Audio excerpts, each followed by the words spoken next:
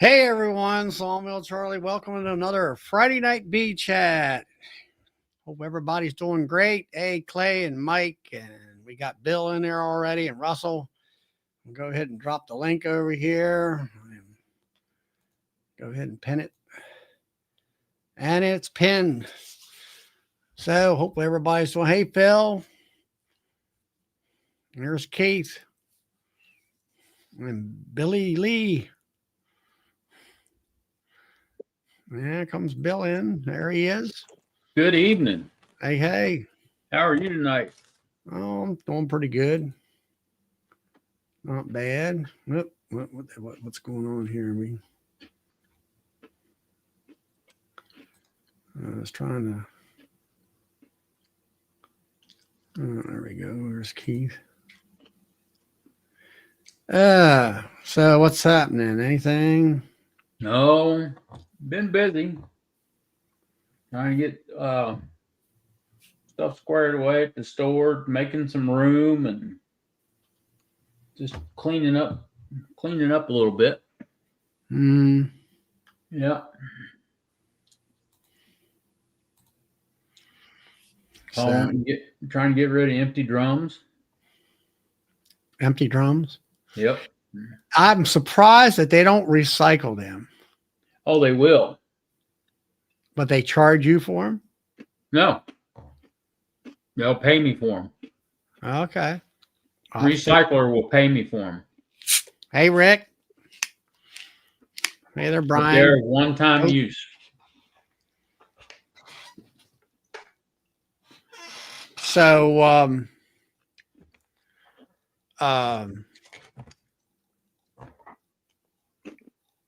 one time, so they can't use it for hunting? Only one time? One time.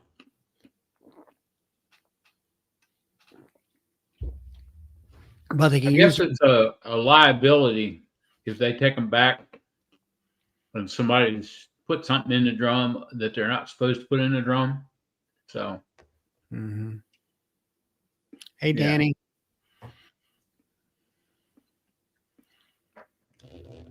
Hey, Randy, Russell, Pete. Yeah, I don't know. It's been chilly here. Bees have been kind of tucked up inside. Went out there and mowed the grass while they were kind of, hey, Mark. Hey, Mark. While they were kind of in the house without flying so much for like tomorrow in the middle of the day. Yeah. There's one less thing I got to do. And grass is not growing like it once was. So that's nice. Yeah. That's a good thing. And hey, Rick. You got the hayfield too. Yeah. Got some folks here from West Virginia that are they're renting ground from us to pave some state highways, and got a guy out there in the middle of West Virginia looking at our hay wagons. He want maybe buy a couple of them. There's an old running gear in the back here where that yellow thing is, and plus 2 of the wooden wagons.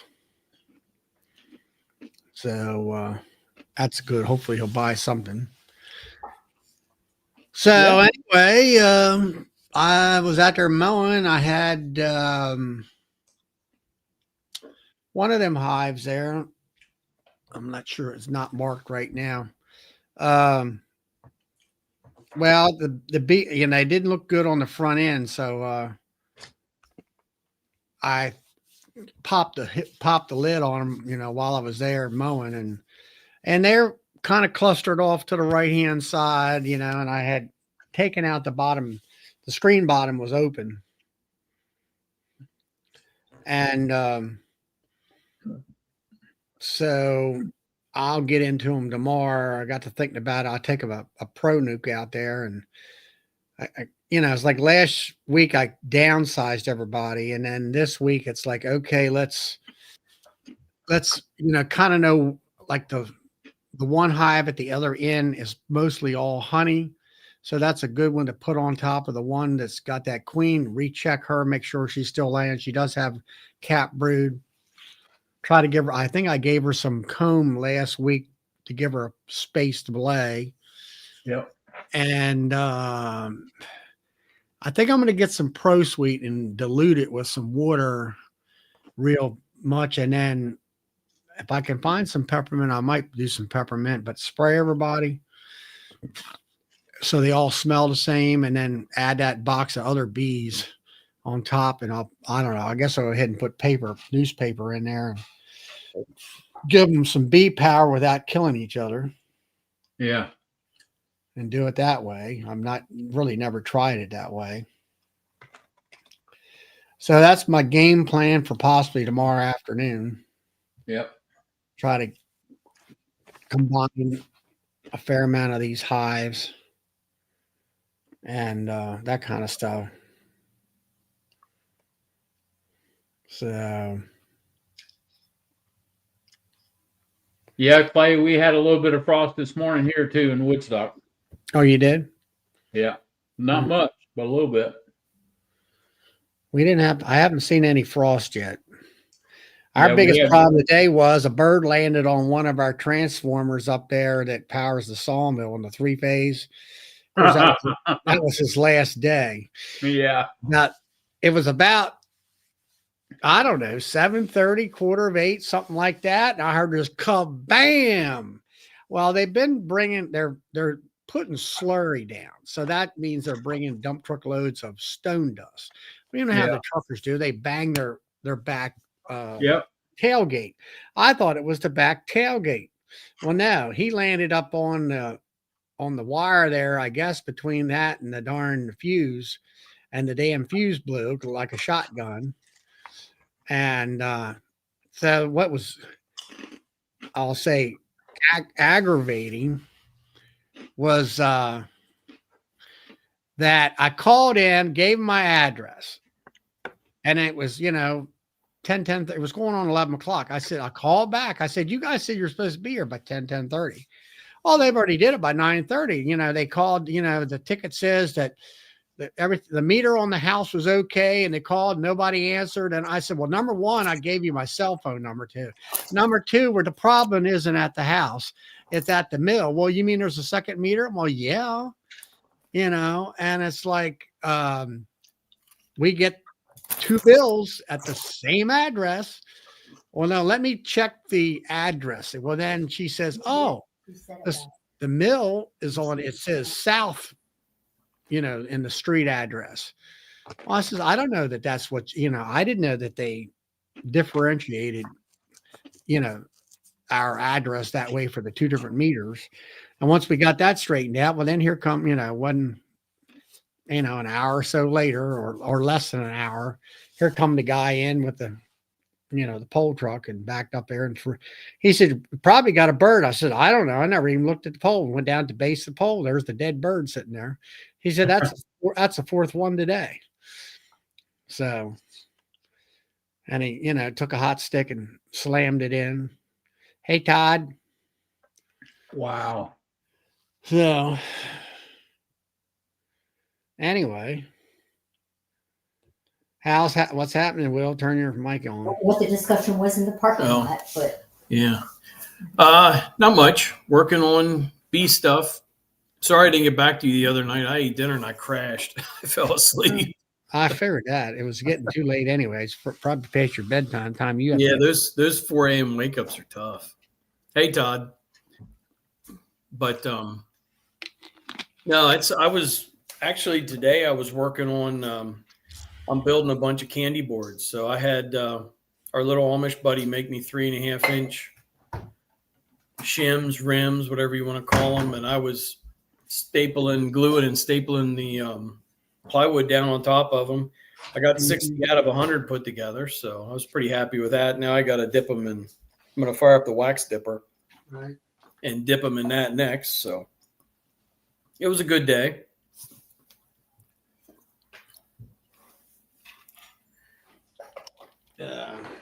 I guess I had to take a look out to I guess my son was outside or something. No. Seen some lights.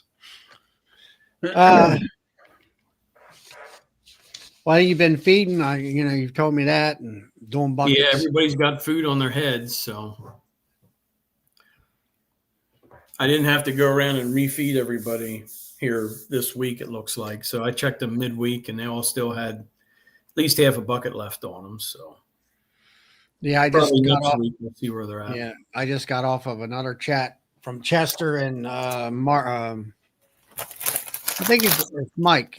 He's out there in Oklahoma, and he does buckets with tit plugs, and I think he puts 4 holes in there, and he says it takes about a week for them to drain that 1-gallon bucket down. But he did say he had some mother loads. I guess they're 1-gallon mother loads, like Bracken's got, and getting rid of them. He's gonna clean them up and sell them for half price. He said maybe in the spring or something. Who knows? But we were discussing that as far as, like you're finding out what direction you want to go, whether it's in frame, bucket, top high feeder, all that kind of stuff. I really like the buckets so far. I mean, this is the first time I've used them. Yeah. And I think I'm running, how many holes? Did you put 8 holes in those plugs that you were drilling? Or was it 6? No, it was 8 or 9. Yeah. Yeah. The holes that we were drilling in the yellow plugs, we were putting like 8 or 9 holes in it. So they take her down pretty quick. Yeah. You got Chris here. He's new. Welcome, Chris. Thinking about the spring, if all 5 hives make it through the winter, I want to grow to 10. Can I just split those hives? Well, yeah, as long as they're good and strong in the springtime. And I would get yourself some mated queens, depending on how soon you can get that done too. And I wouldn't spread them early. And Chris, I'm not sure just where you live at, whether you're in the south or up north or who else. So yes, that's very doable. Yeah, I wouldn't count on mated queens till sometime in April. If that early, more so at the end of April, 1st of May. I mean, I can get them out of California in April, but locally mated queens, you're not going to see them around here in the Virginia, West Virginia, Maryland area till May, mid-May. Yeah, absolutely. Where are you at? Where are you located at, Chris?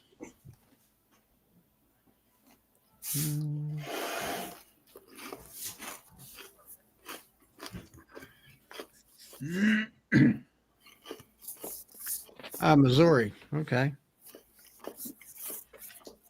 Hi, Grammy. Let's see. St. Louis is in Missouri, isn't it? Yep. So, Chris, are you going out to what's it called, Bill? Eastern Missouri Beekeepers Association. Are you going out to the Eastern Missouri Beekeepers Association? Big doings there in February. We're going. Yep. And let's see.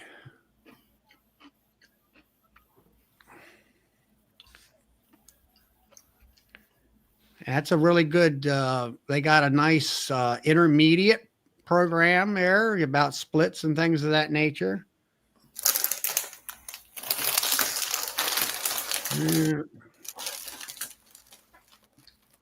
And a good club if you can close by, as far as, if you're living close by in that area.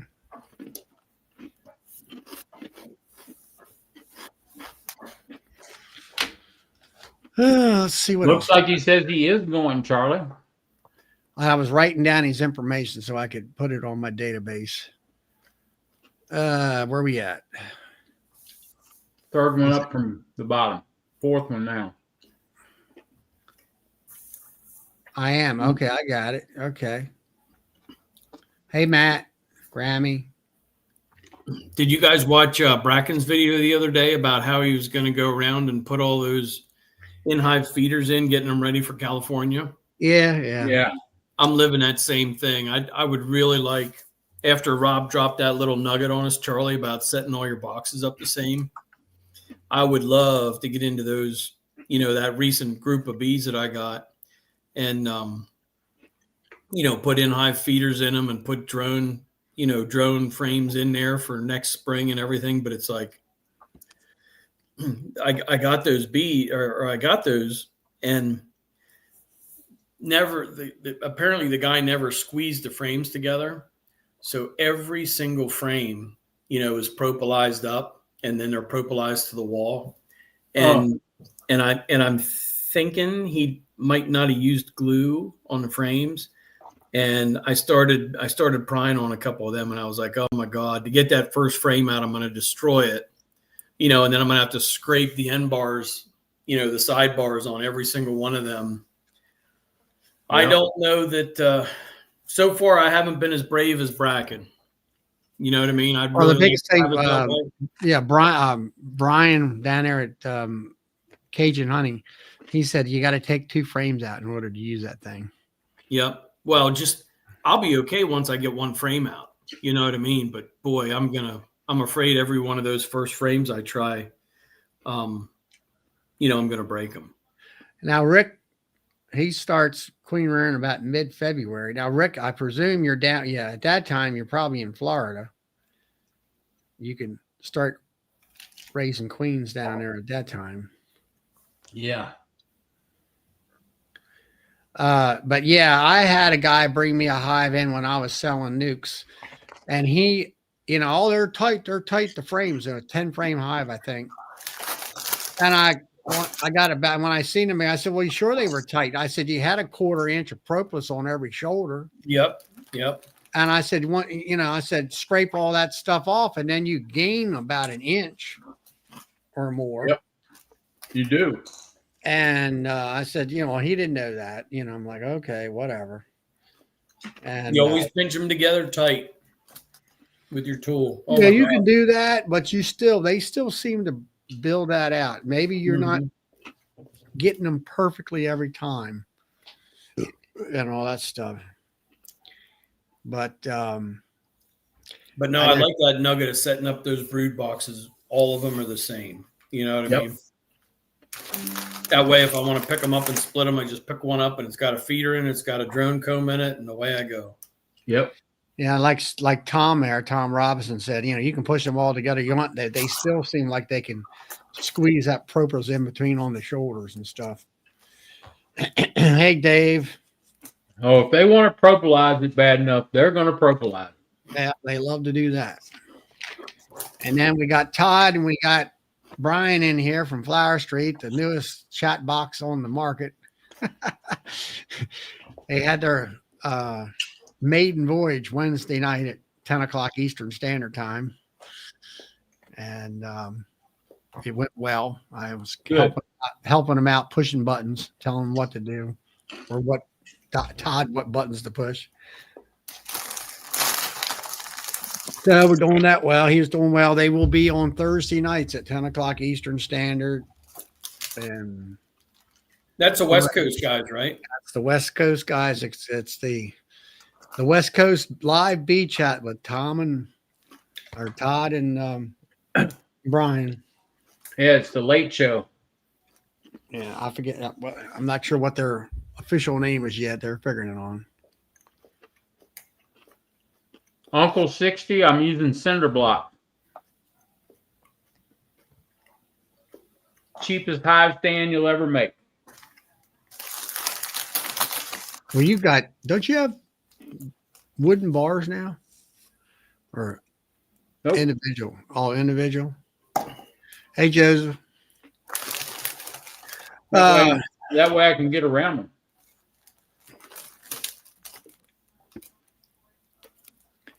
Yeah, no problem, Todd. I mean, Lee helped me out for several months and until I got going on myself. My intro and my outro are all made by Lee. and all. He's a real tech guy when it comes to that stuff. So so what's happening, Matt, out there in I think Missouri or Illinois is one of the two. But I know you saying you had frost. I didn't have it yet, but Yeah, we had a little bit on the windshield Missouri, this morning. another Missouri person. Yeah.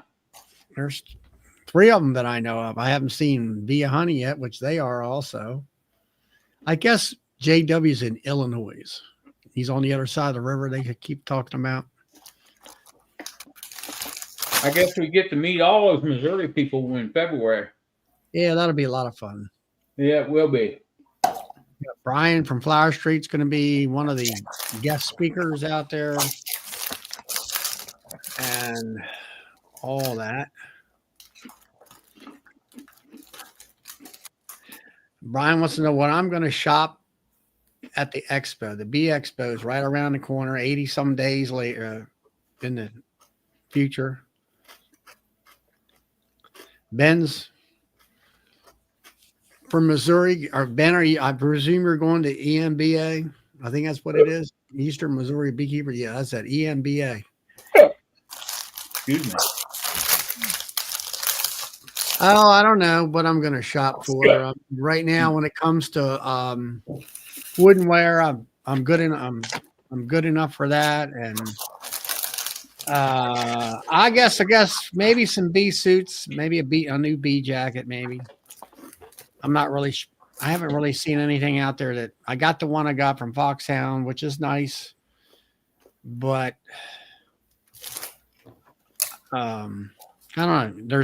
Everybody's got a 3-layer bee suit, and I used to have that Man Lake. What was it called? Something Pro jacket. Provent. I like that material. It didn't seem like I did. I mean, I snagged it on my tops and stuff.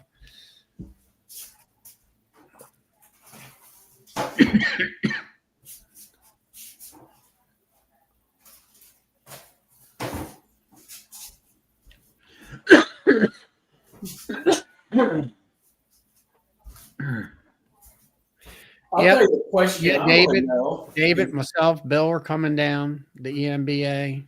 Yeah. It looks.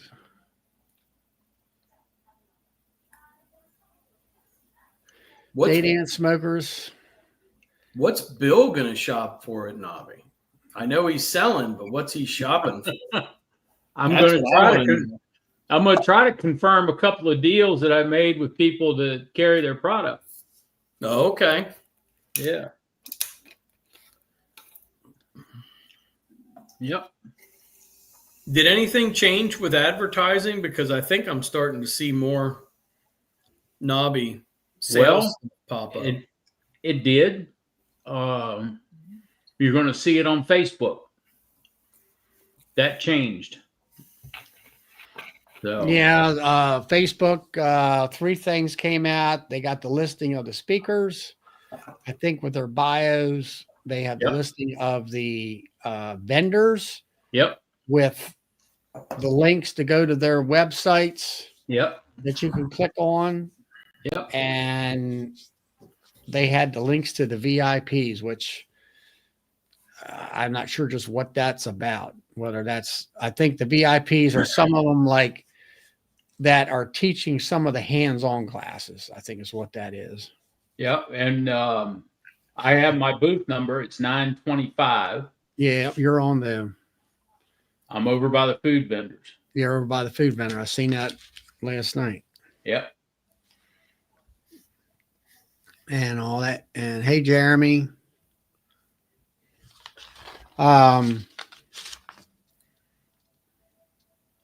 Uncle 60, it's Shenandoah Bee Supply. If you go to my website on the main page, there is now a link on the main page to get to the Nobby pricing page.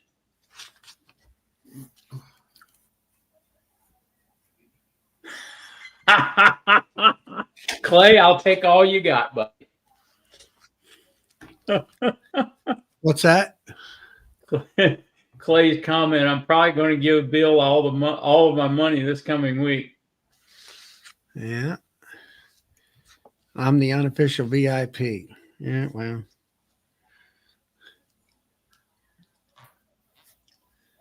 Yeah, Shenandoah Bee Supply, Uncle 60.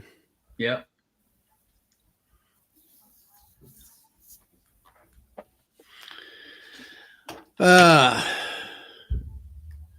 Let's see.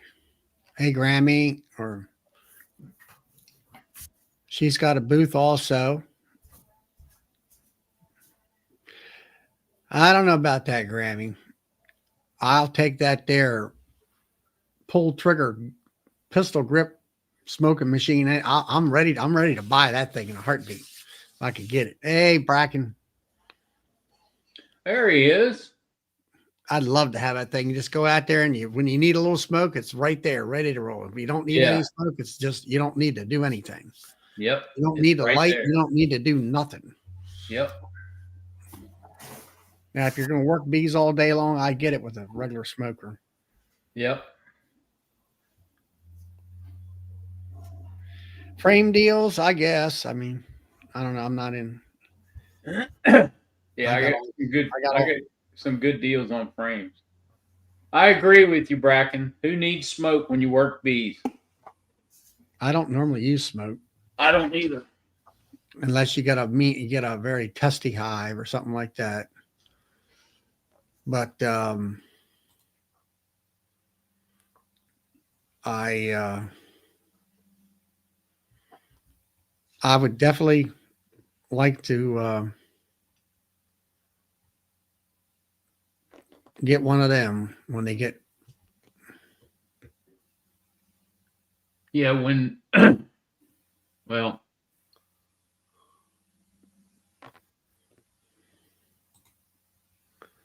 you ought to be able to order them directly from him, can't you? I don't think they're available for sale yet. He's still in the testing phases or something of that nature. The way I get it. I've had one fired up once this year. What's that? My smoker.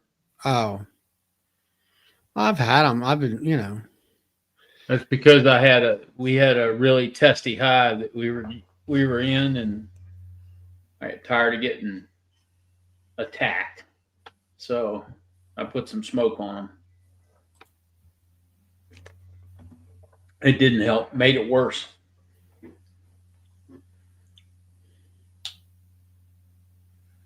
I never said I didn't get stung, Paul. Oh, I get stung.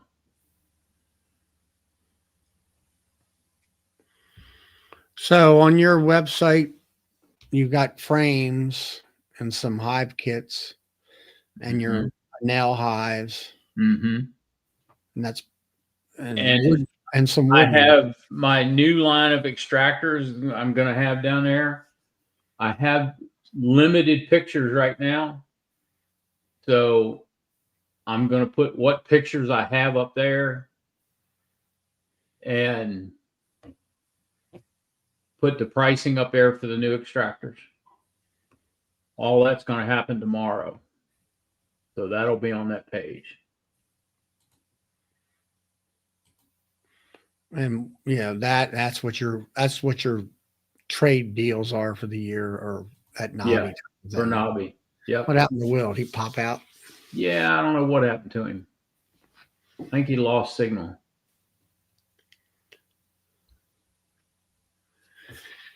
Yeah, no, I mean, hey, Donna.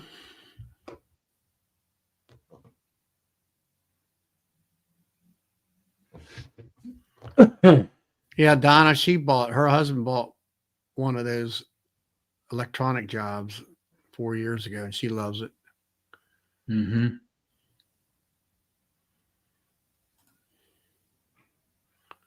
I probably just really like that handgun style. Yeah.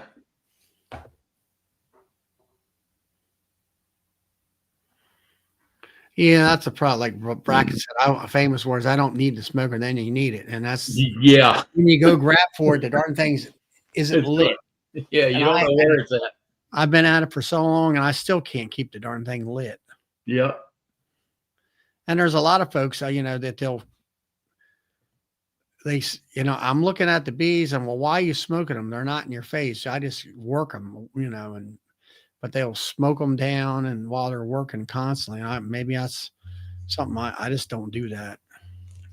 Rick, when the new ones hit the store, I'll be using one of the new ones. So, And Mark, right now I have a Maxant, an old Maxant 20 frame that I'm getting ready to get rid of. and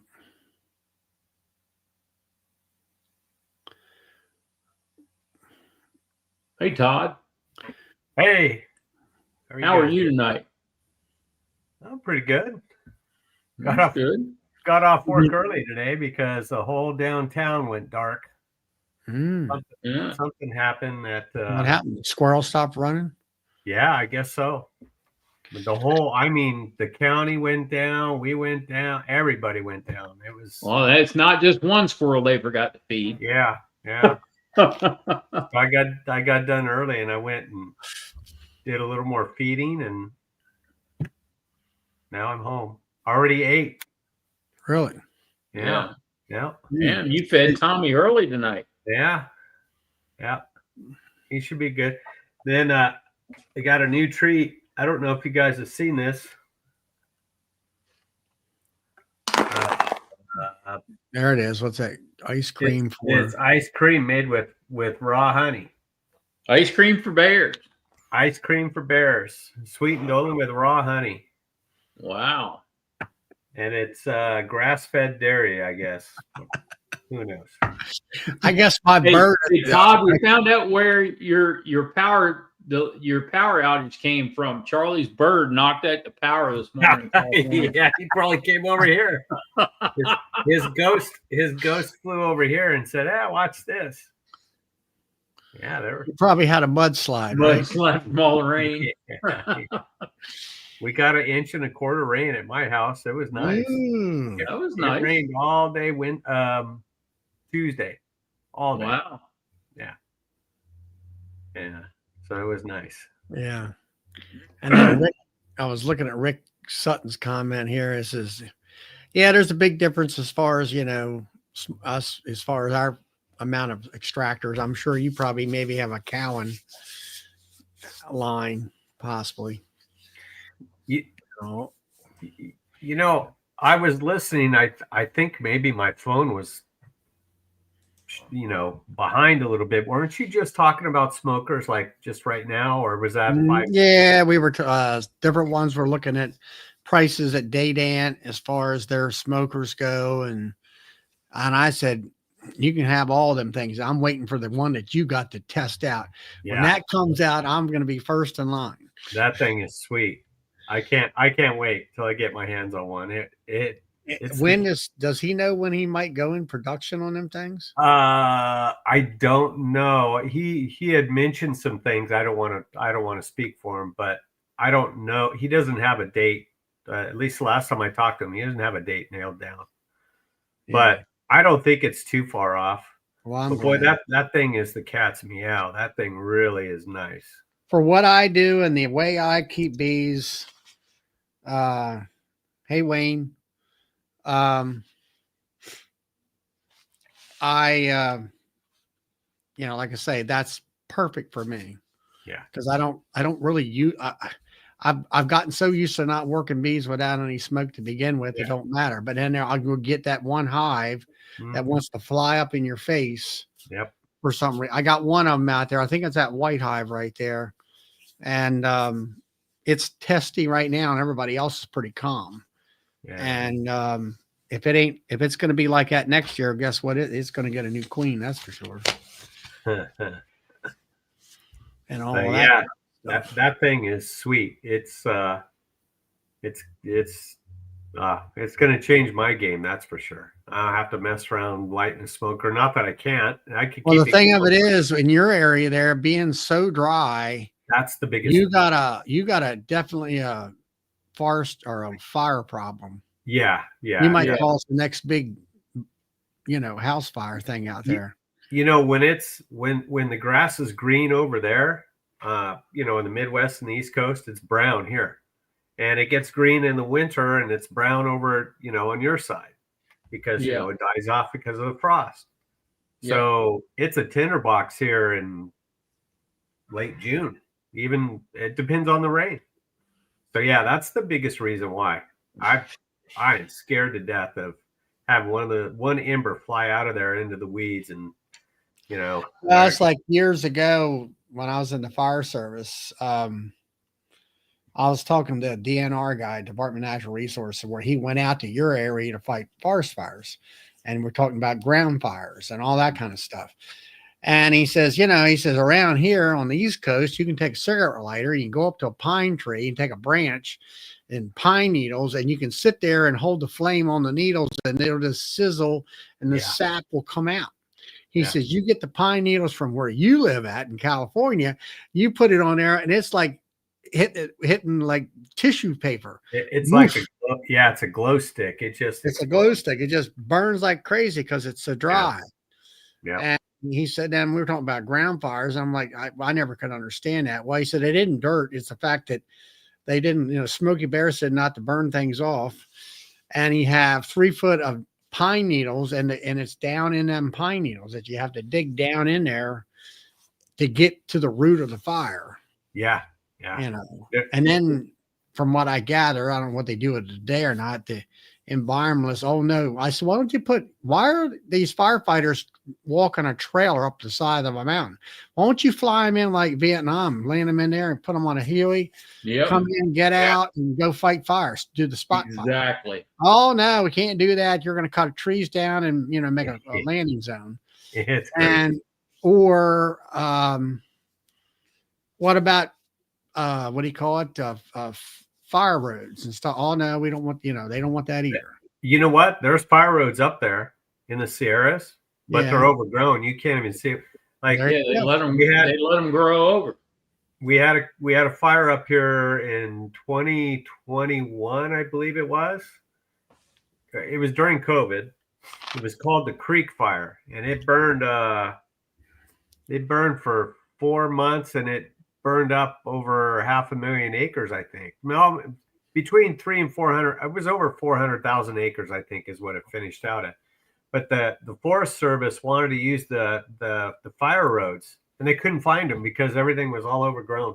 Yep. So, and then the big thing, like Charlie, what you were saying is that the pine trees up here, they'll be 40, 50 feet tall.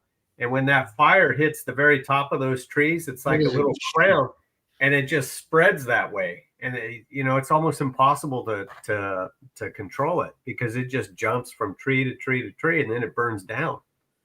It's nuts. And then there's 3 feet of pine needles on the forest floor. Yeah.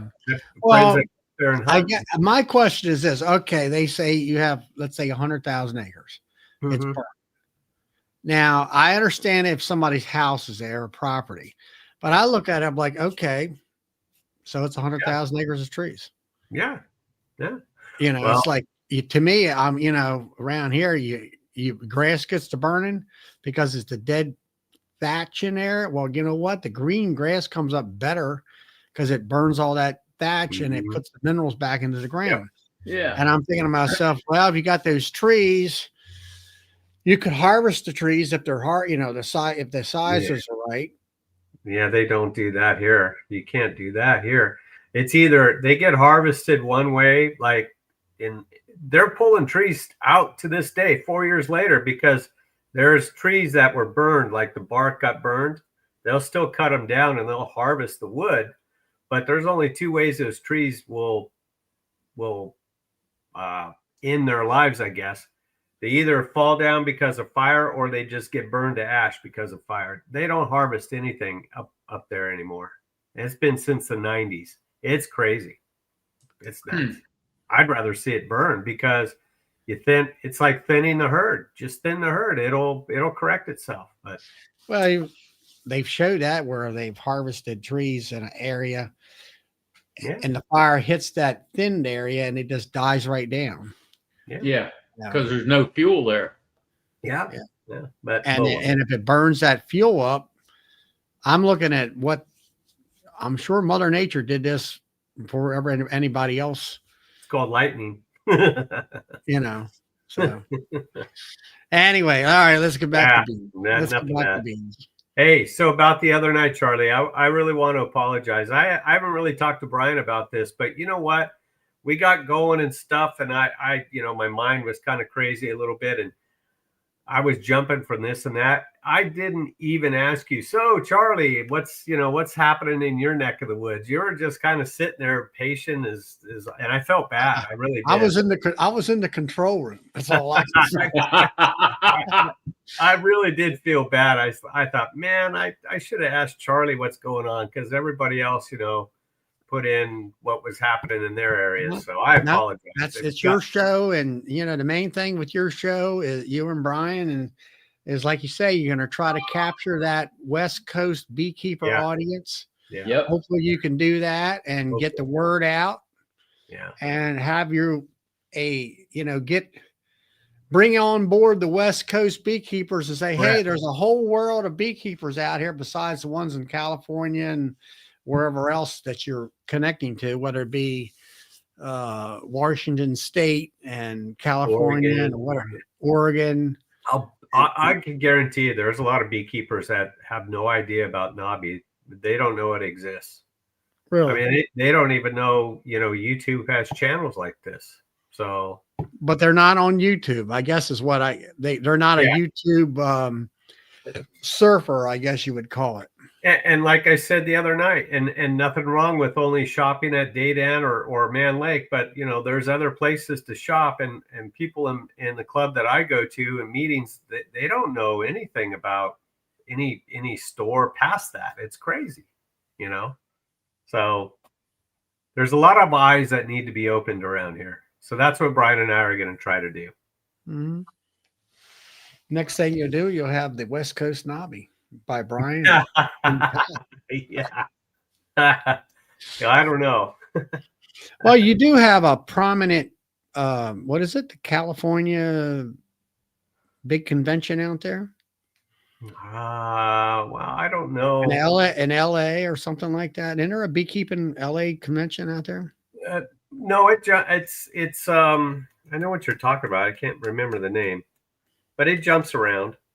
I think this year it's in Temecula, which is kind of closer to San Diego and kind of more east of LA, but closer to San Diego type thing. The big meeting is going to be down there. They always have a California meeting in Reno, which I could never understand. It's in Nevada, but it's the California Beekeepers Association. But I don't know. Reno, that's not Vegas. No, that's up there, east of Tahoe, Lake Tahoe.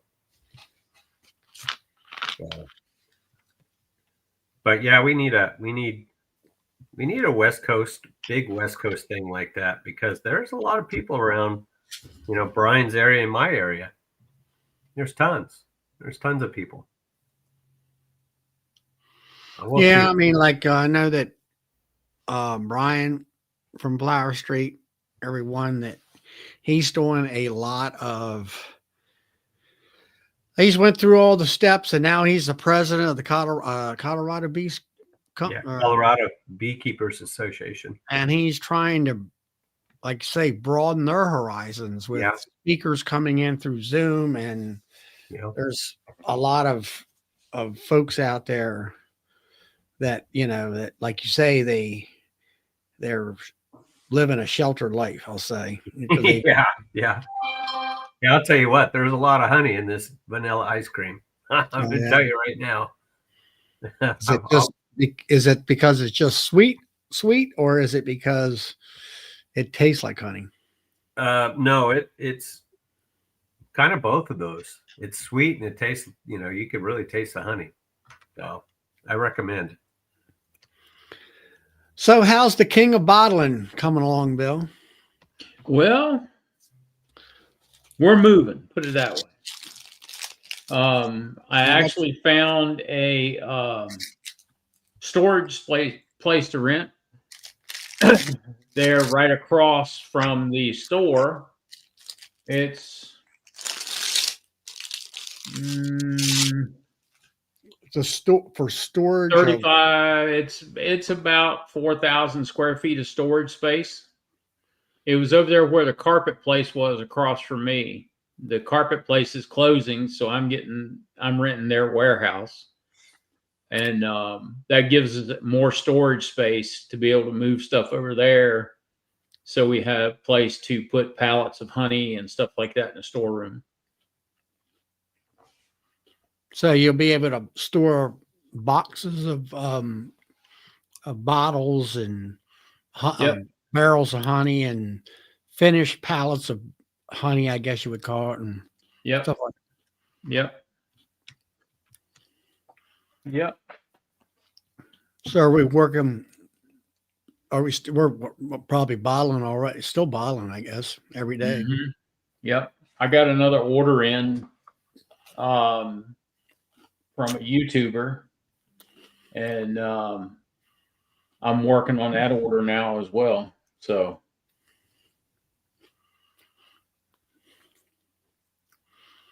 got that, and then you got, what is it? Another 1,500 more pounds for the. Isn't it 3,000 pounds a month, or is it 1,500 pounds a month? 1,500 cases a month. 1,500 cases. Yeah.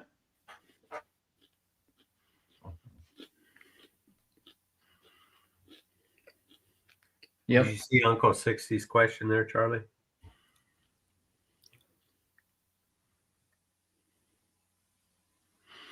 Let's see. Keep I started and finished in the same hive. Yep. And they hatch out in the cell starter because they've got cages around them.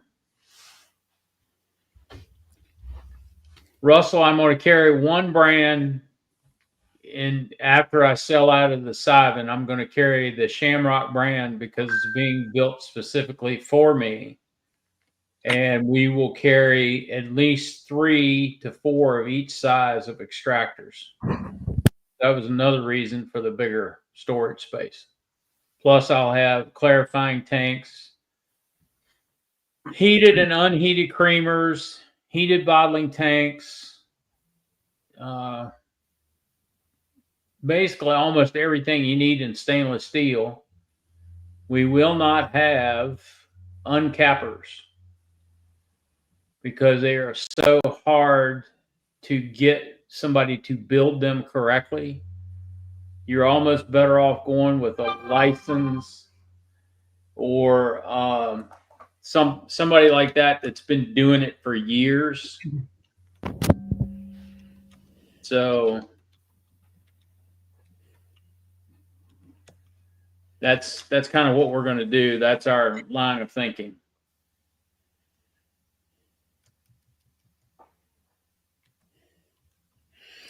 Will's having technical difficulties. He's listening in. I do the method that Bob Benny uses. He has a video at. Hey, Keith.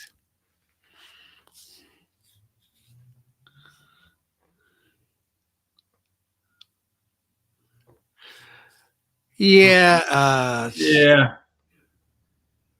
There's a lot of different ways to breed and raise queens and graft and everything else. And the letting them finish in the cell starter is the simplest way for somebody that's just starting out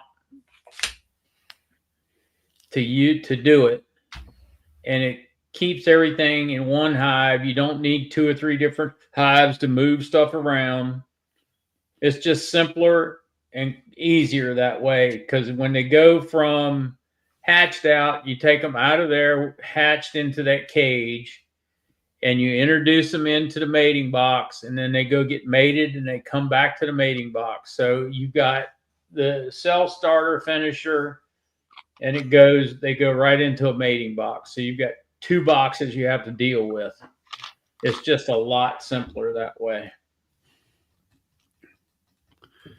Yeah, where is it? Let's see. I missed it here.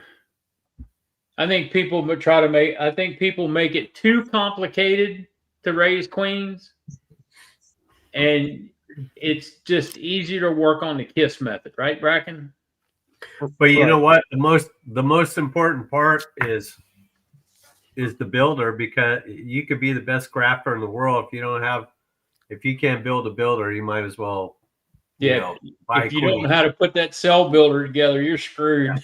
Yeah. And that's what I learned this year. It's why I went down to Bill's to learn how to do it. And another thing was, if you go with bees in the weeds from Jason, I think it is. He had Kent Williams on there who taught me how to graft. And like Kent said, for a small amount of cells, a 5-frame nuke, you can condense that hive. The bees can be condensed easier. Yeah. In order to give you a good job, instead of trying to do a 10-framer like Bob Benny does.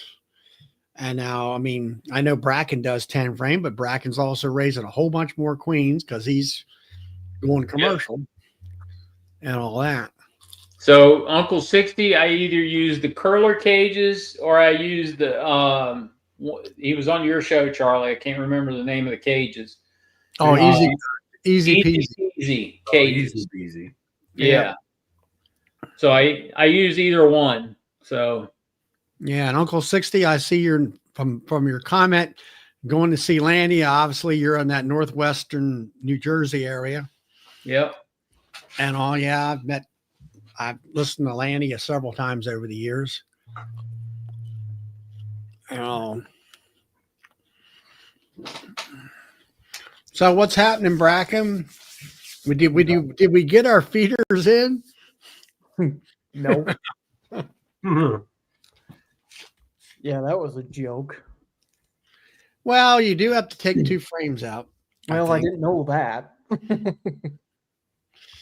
Well, that, and also, I mean, you got how much propolis you got on your shoulders? A shit On the ton. front.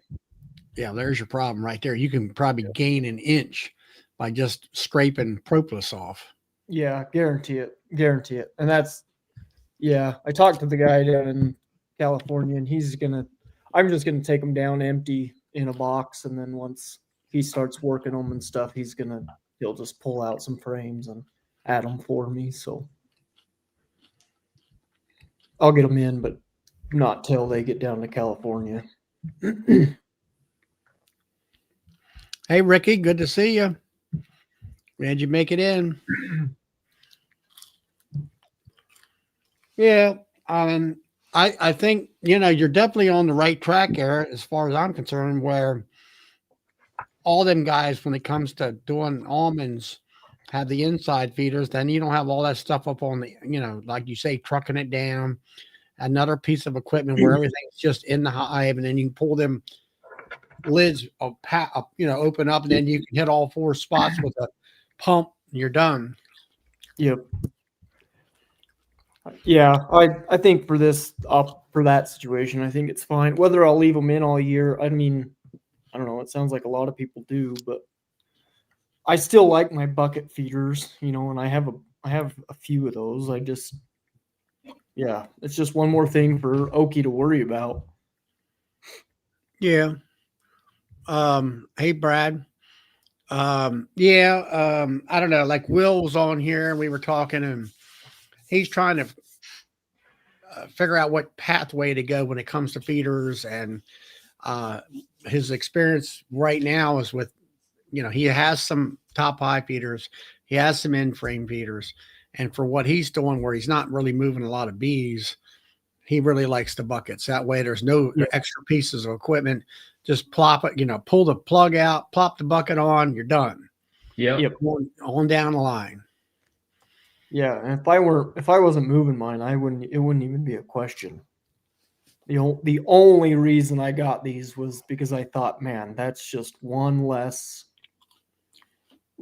thing that everybody has to worry about, that's involved with Well, it's like everything else. A windstorm comes and you're gonna blows all the buckets off. Yeah, or, go through the hive, clean up the hive, and once you got it situated, you just found out you got to tweak the hive a little bit, which is it's not spending extra money, just extra time. Yeah, just time. Once you get it done, I think you're going to say, okay, I'm happy with it.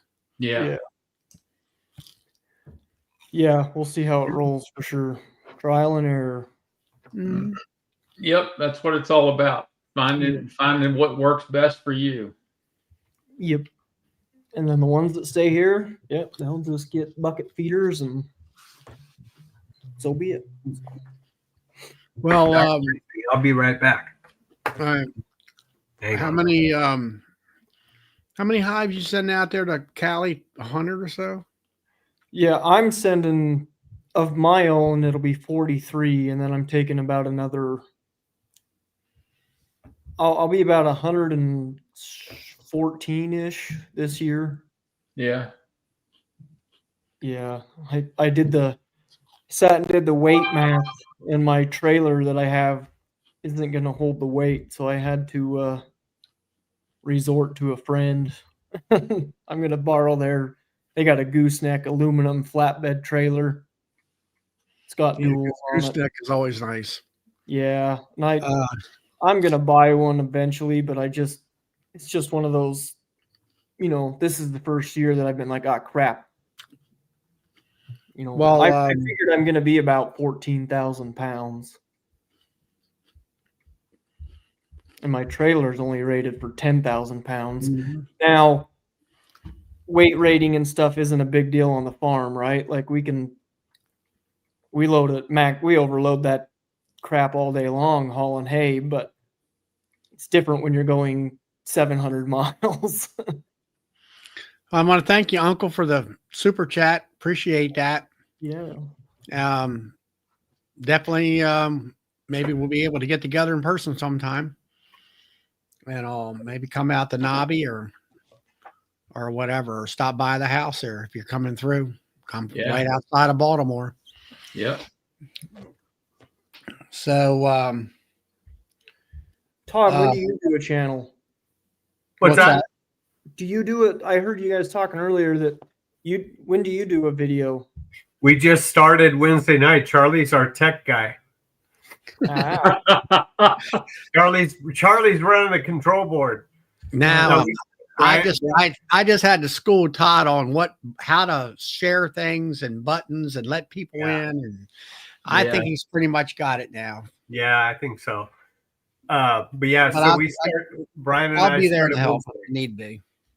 And then, but our we're only going to do it 2 times a month. It's going to be on Thursday nights, right after Ricky's show. So Thursday night or Wednesday night? Now, Thursday night. Bracken's out there. Let's see, you're on West Coast time or Are you West I'm Coast or on- Mountain time? Mountain time, Mountain Standard. I'm an hour behind you or ahead of you. Ahead, yeah. Yeah. so that will be what his time would be. What 8 o'clock for Bracken. Yeah, it's 10 o'clock here. Yeah. 8 o'clock. Okay, Yeah. that'll be on. You're going to do it October the 30th. October 30th. Yeah. Yeah.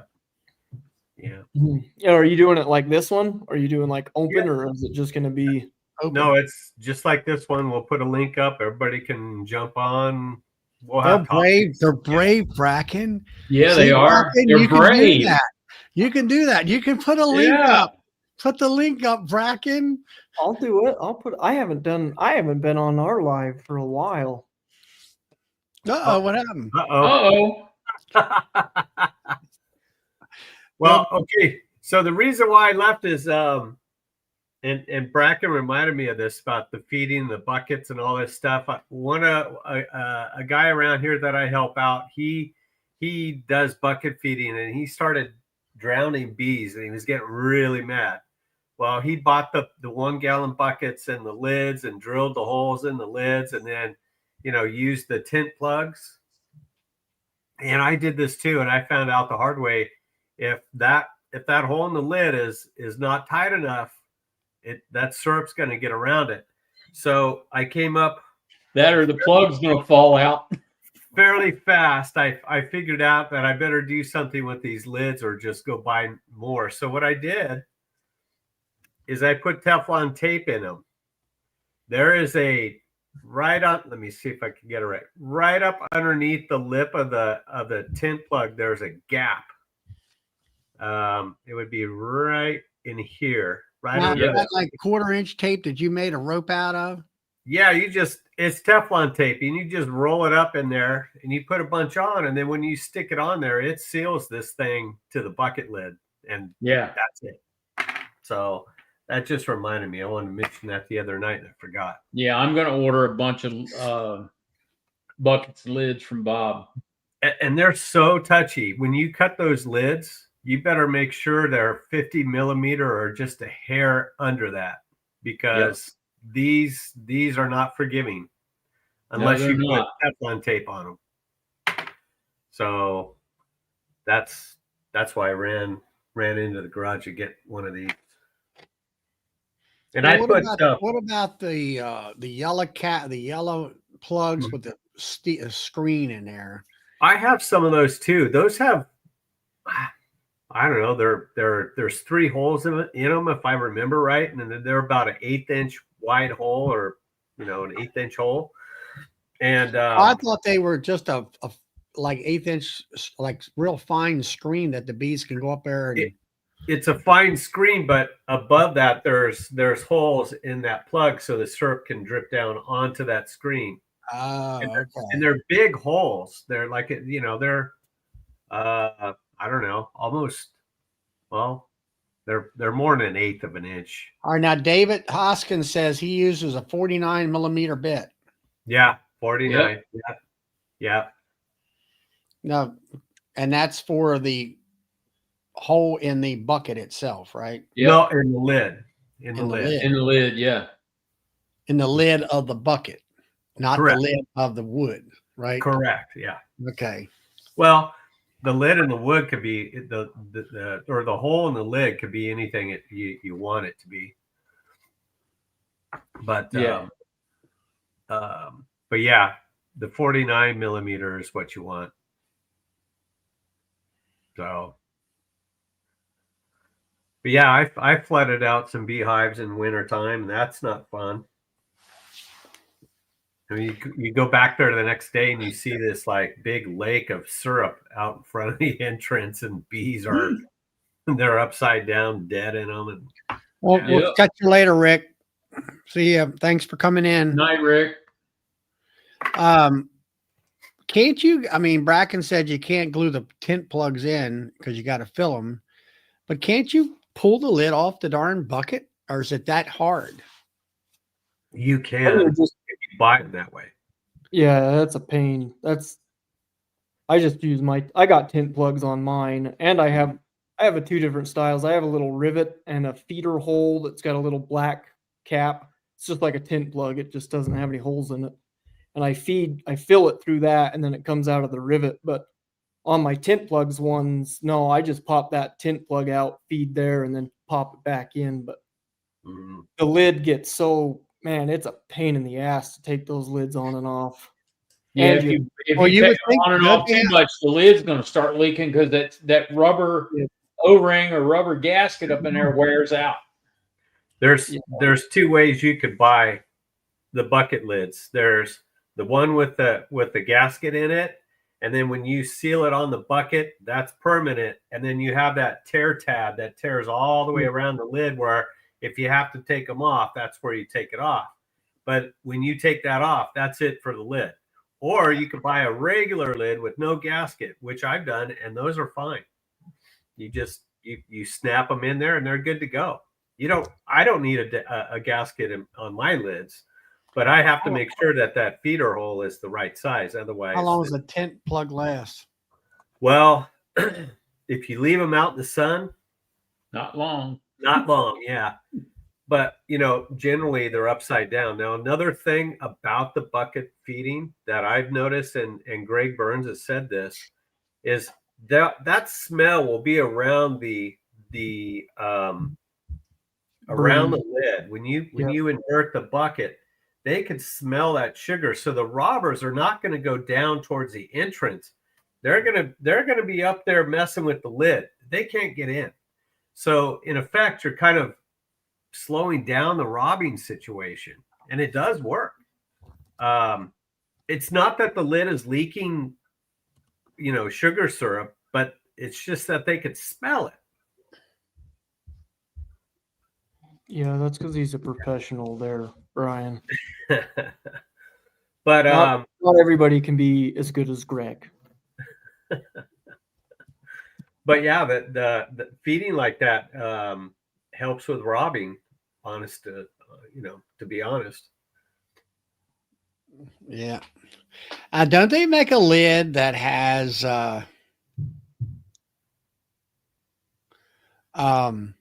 Thicker, bigger, better. don't they have a fill hole and a tent plug hole? Yeah.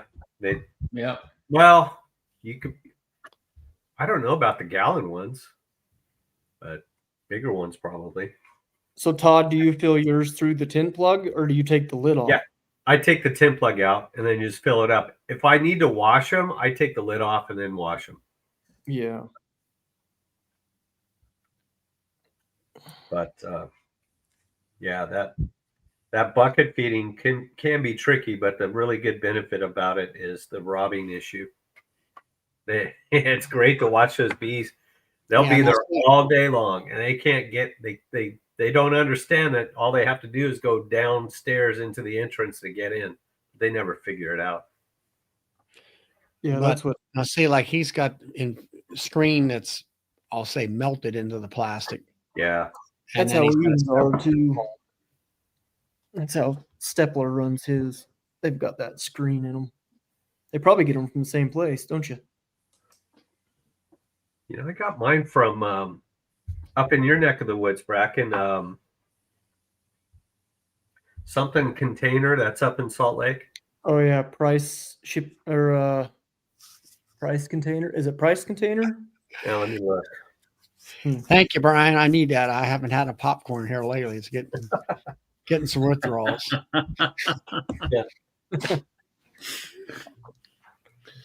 Oh my. But yeah, it's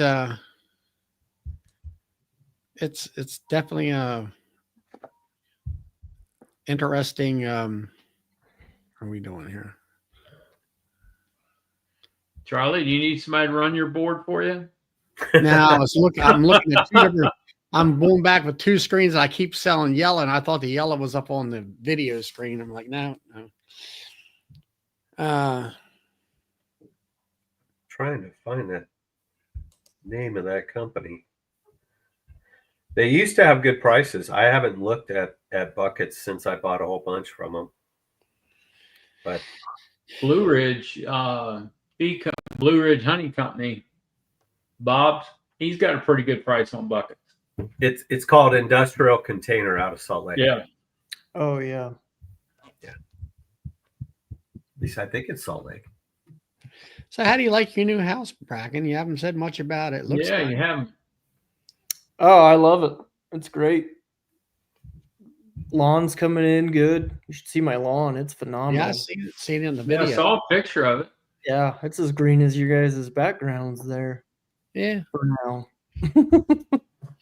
And the thing is, you can just turn the water off and it doesn't grow. Yeah, Yeah. exactly. Whenever I don't want to mow it anymore, I just turn it off. It turns brown. Exactly. Turn the water off, you're done. Uh, No, I love it.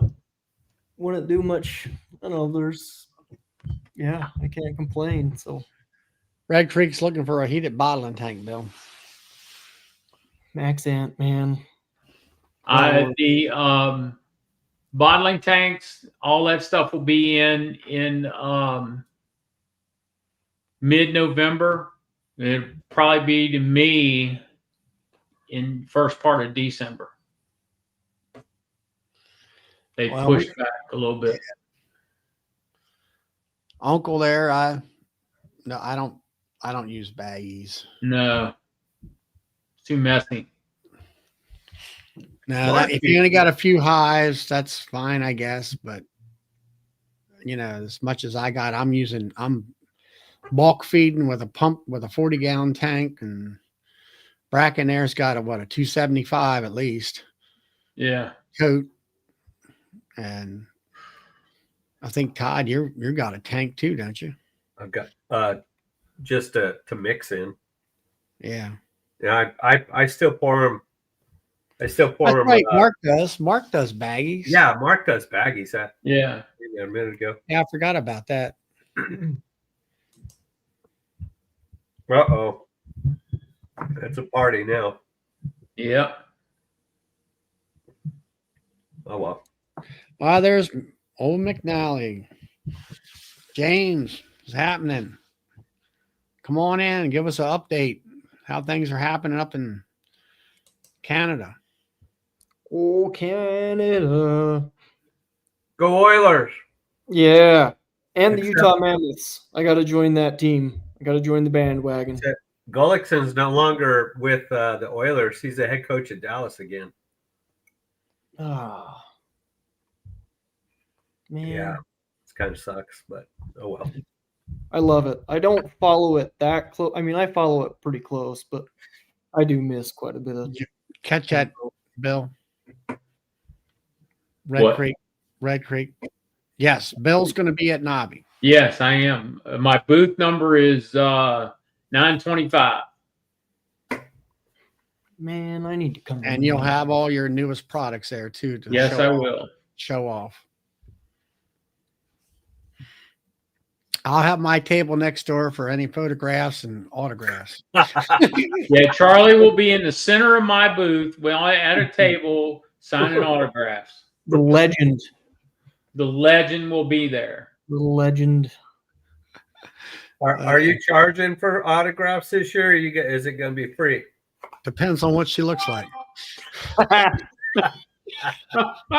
Yes, Red Creek pre-orders will be available as soon as I get more pictures so I can put them up. I'm going to follow Charlie around. That's all I I'm am gonna too. do. I'm gonna follow him around for a day. Yeah. See what it's like to be famous for a day. Yeah, you're right. Yeah.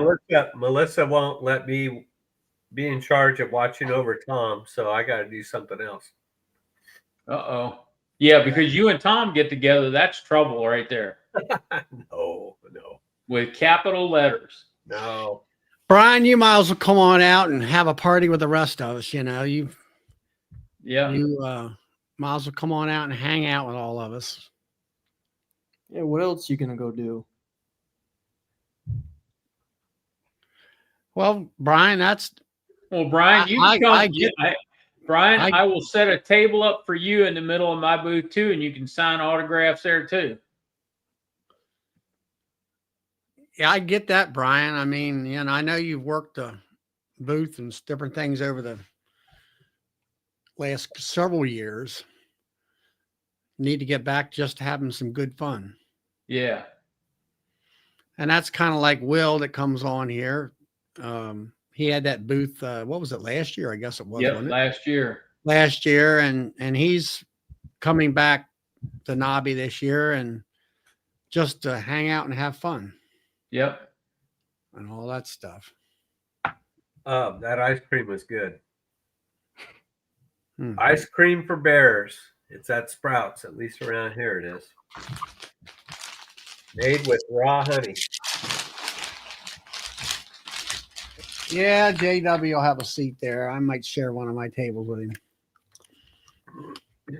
So I went and got one of those little tiny candle wax things that I can't remember who it was that was telling us, but the little tiny ones.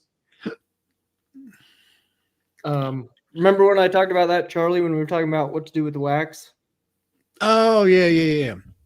And I had some candles. I went and got some of those little ones.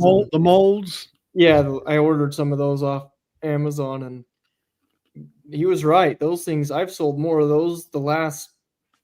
I mean, it's not like they're flying out, but You're I've talking about sold just a little wax brick or maybe something else. I'll go grab it. Give me some. All right. I started melting down my chunks of wax into those silicone molds that Mike Berry had on one of his videos a couple times back. Boy, it's nice. 2 pound blocks. Okay, the skep. Just that little guy. Mm-hmm. Now look, you're doing great, pretty darn sharp there. And I just put them for $4 a piece. And man, today I sent 12 out. Somebody came and bought 12 of them. But I've moved more wax with these little things than I have any other way. I did make this too. I bought these glass with the fancy lid. These have sold pretty good. Oh, okay. It's got a wood wick, so it's thick, so it burns even all the way down. But those have been my two best so far in the last since we had the wax top. Bracken, he sells that candle for $6. Brad sells it for $6. I asked Brian how much he gets because he's closer to you. There's Flower Street. That's Brian, ain't it? Yeah, right there. yeah. How much, Brian? He's Have you been on Brian some of his website and checked his candles out? Yeah, he sent me. I got some of his, and they are superb. Yeah, he sent me. I think it was on Facebook. He sent me a link or something. I remember looking at his stuff. That's con CDN. What does CDN mean? Canadian dollar. Oh, More like $1.99. Philip sells them for $6 too. what? There you go. Yep. Yeah. There you go. I thought 4 was steep. Call it, if Yeah. anybody says Six anything, That place up there, $6 or $7. That's about the going price for candles, small candles. Brian's $8. So what would this one go? You think? Because I have I'd this one. say probably about 10, 9, 10. I have this one for 15. Just Hey, just James. raise your prices, say material costs went up suddenly. Evening, Yeah. everybody. Brad says Bracken leaving money on the table. Yeah, he is. Well, crap. James, welcome. How's everybody doing? We're Good. doing well. What table are we leaving money on? Just so I know where I got to go. Mine. Bracken Mine. there is selling his skeps, his wax skeps too cheap. Yep. What do you sell them for? $4. Oh yeah, you're way too cheap, man. What the? Well, I'm gonna call that lady back and be like, you know what? After second thought, Call her up and say, hey, you owe me some money. Yeah, call everybody up that bought those and say, Yeah, I look, got I You owe me need an additional $24. So here's what you want to do is, of course, Charlie knows I'm a data man. So figure out what the average pound of weight of your wax would be, divided by the number of candles you get out of that, add in your wax, and make sure you put something in there for your time. You have to pay yourself first. Yep. I'll make you bet. Those are probably closer to, $5 or $6 US, at least. Yeah, around here it's 6 or 7. Yeah. well, Now, if I was down there, I'd buy them all off you at your price. I mean, yeah. Yeah, really. I'd buy them from him and resell them. Haven't you seen those little things on Facebook where there's 3 people selling the same product at the table and they're fighting back and forth and everybody's lowering their price? And one person buys it all, puts the price back up, and makes a mint. Yep. well, then I have a whole bunch of these for sale for $4. I'll buy them. Bracken, I'll buy them from you. Oh, $4 no. a piece. Oh, I'll Bill, drive up there. How many you got? Bill, you're doing it all wrong, Bill. So I got 4 molds. Let me start cranking them out. no, we're beekeepers, guys. So if we're going to buy them all, I want a bulk discount off that $4. Yeah, really. You got to give me 15% off of $4 to cover the shipping. I'll drive up there right now, Bracken. Yeah, he said $7. I sell them for 7. It's only about 10, 11-hour drive for me, so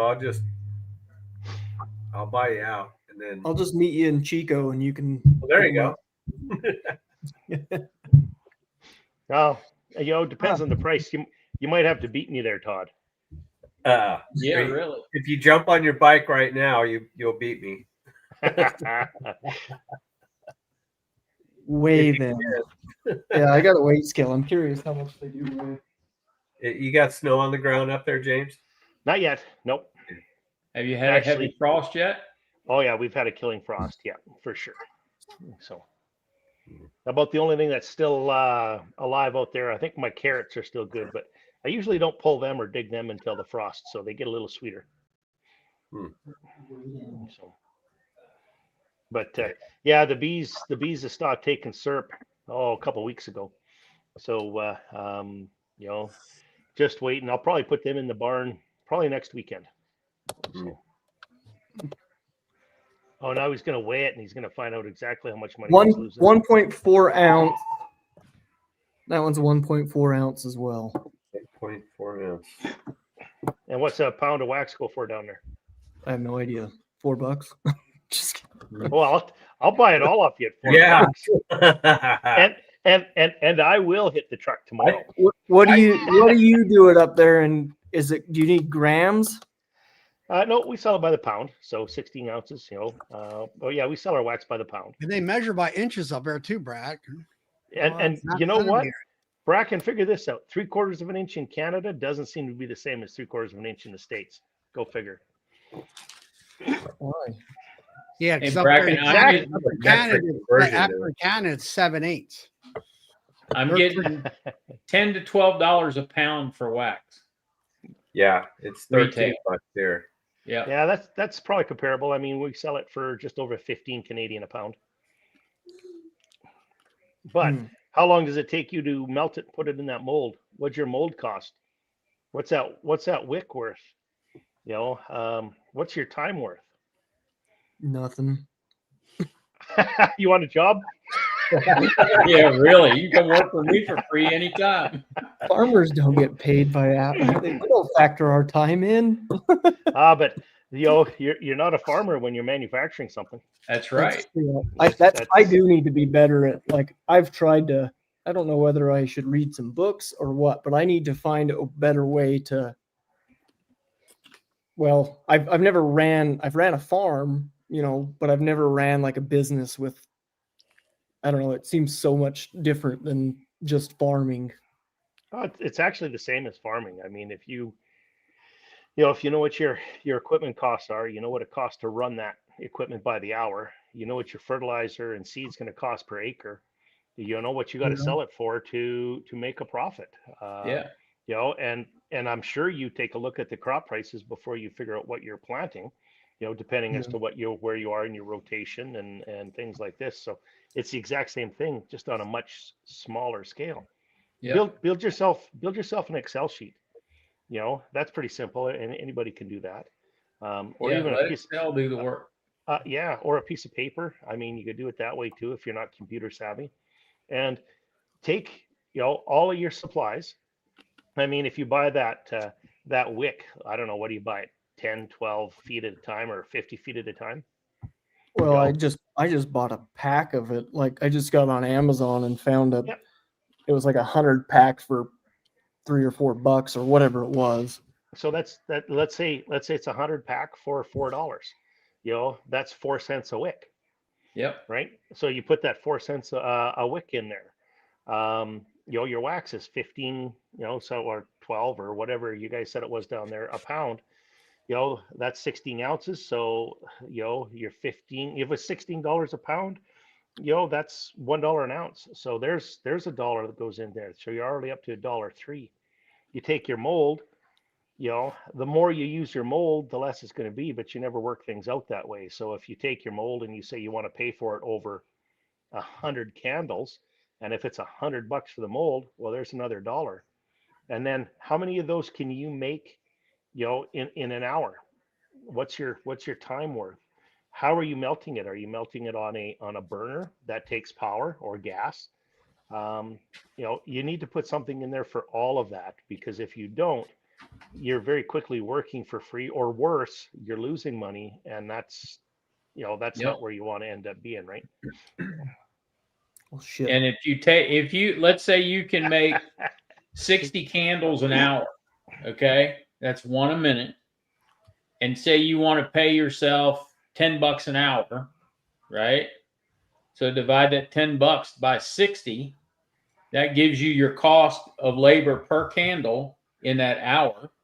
So there's Right. another 60-ish cents. So you're already up Yep. to almost $2, and you haven't taken into account your time yet, or your mold and stuff, right? So, I mean, yeah, at $4, you're probably not losing money at that, but you're probably not making anything either. Right. There's Philip's thing. You want to pay for that 10 mold? candles. There you go. How tall is that skep, Bracken? Is it like a couple 2 inches tall or something? No, it's It's a votive size, right? Yeah, it's a an votive candle. So that looks like a votive candle. So do this, and then take a look. And here's some of the marketing. The other things that you could do, Bracken, is figure out what you want or what it costs you to make that, and take a look around. And here's where it gets interesting. So that's 100% beeswax. So when you start price comparing it and market shopping, of which you want to do, what is everybody else selling that candle for? And is it the same though? Is it 100% beeswax candle? Because that's worth something. A lot of people will mix it or cut it with paraffin wax.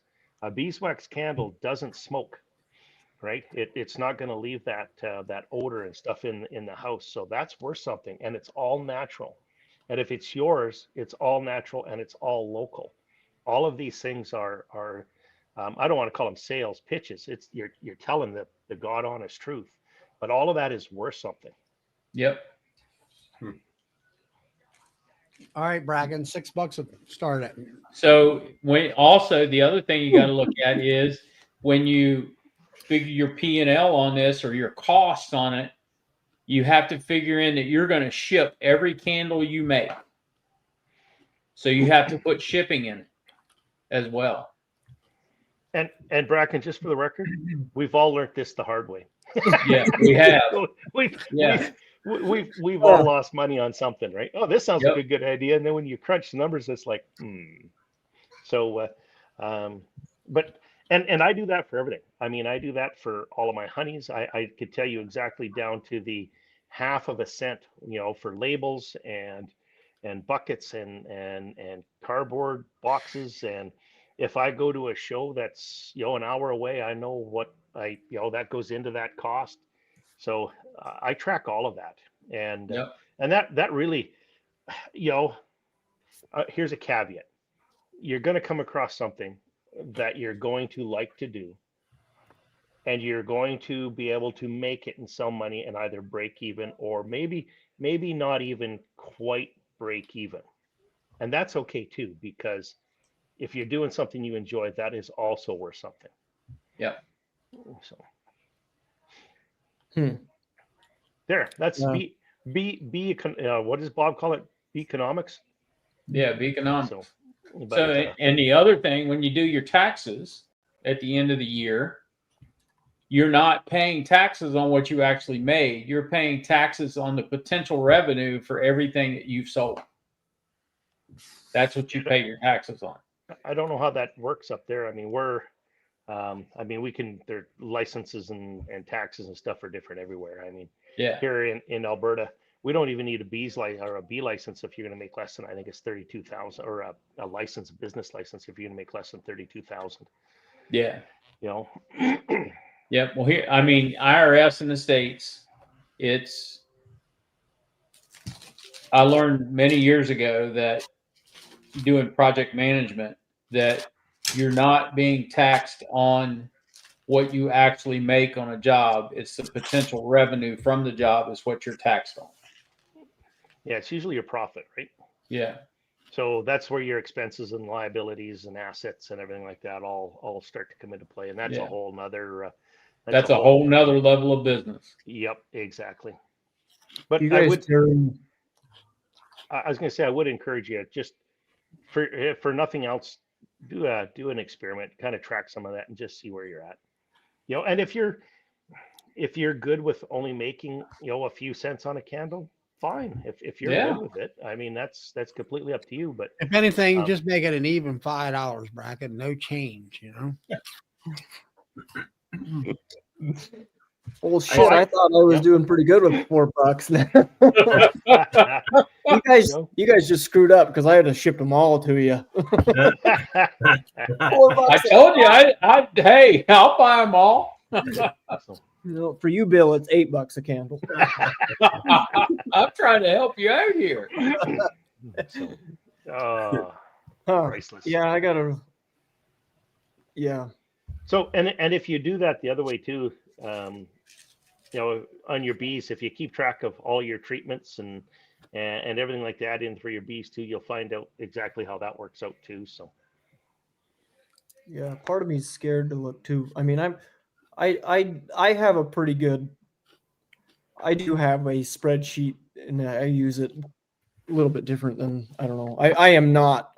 I'm not tech. I can log in and but as far as like numbers and percentages and this and that, I'm terrible. But I know I've made money. You know what I mean? I have a pretty good of my profit and my loss, but I haven't got down to like I've never charged for my own time. I've never paid. I just have considered that part of. oh yeah, Because I do enjoy it, but you're right. I ought to be considering that in there as well. But Even if you're putting like 10 cents a candle in it for your time.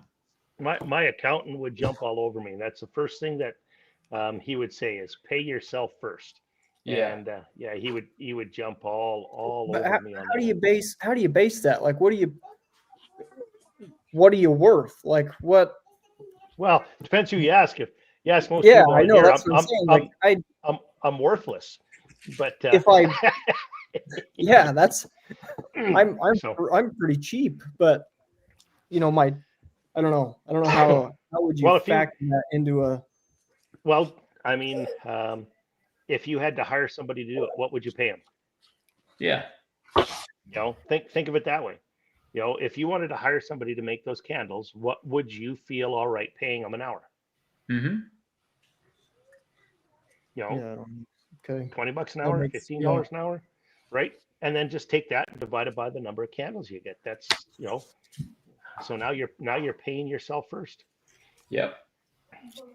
I mean, you don't want to see my books. My books this year are all red. So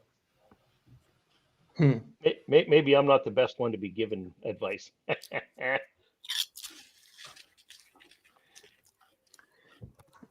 Yeah, I gave up drinking for bees, and I'll tell you what, drinking's a lot cheaper. That's, if we're talking money here, I'm just gonna go back to drinking because that's I wouldn't say that too loudly, Bracken. That's funny. yeah, $12 for a handle of whiskey. Oh yeah, that's so how the bees doing, Charlie? They're doing pretty good. I got some queenless hives here. I got to combine. Uh-oh. Everybody else is doing pretty good. What happened to the queens? I'm not sure. One of them was one of mine that I just did this year. I don't know whether my queens were. I had mating issues more so this year than that's something I'll have to work on next year. And I learned, we've been talking about queens here for the last couple of years, and me doing that rotation with the frames, the Demery, Yep.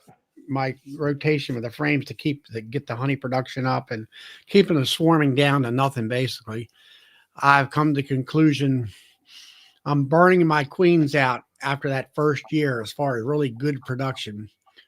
So now I need to be replacing my queens on a yearly basis to keep that high production, keeping her laying the whole single brood box up completely. So they, it forces them to put all the honey upstairs. This is sounding kind of familiar. Yeah, well, why? Anyway, and I had trying to, I was listening to what you were talking about, trying to replace them in June, which that's what I kind of did this year, trying to, get rid of the 20 last year's for this year's with my queen breeding, and I learned how to, get that cell builder up to running to, like you were saying, pack bees in there, and that came along. I think I'm going to try to where I'm going to start making mating boxes and pack them full of bees and just put the cells in there. I think I'm going to have I used to do it that way instead of putting in virgins, and I seem to have a higher rate of being the bees going out and getting mated and coming back and everything. And the acceptance. Brad can do that time and time again. I have tried with virgins. Literally, they're chewing their way out of the cell, and I'll take them, I'll mark them, and I'll put them into the hive, and I'll come back a week later and They're not there. Yeah. And but if I drop a cell in there, my cell acceptance is high 90s. Like, Right. I just don't know what it is. That's what I'm going to do next spring for as far as getting them mated. And I'm toying with the idea of maybe buying in queens, because I can't do them early on. Get them new queens in there in April, because my honey season is starting in April and the main bulk of it's in May. And I think that in my mind, hopefully, if I put fresh queens in that spring, they will all get through the winter with good population and not dying out on me. And I'll have the majority of hopefully all of I'll have 18 honey hives out of 18 honey hives getting through. And then that next spring, that's where I'll pull her out with some frames, kind of make a split or make a mating box with her and then sell her. And then I'll have that population in that hive that will stay there. And then I can start putting my queen cells in.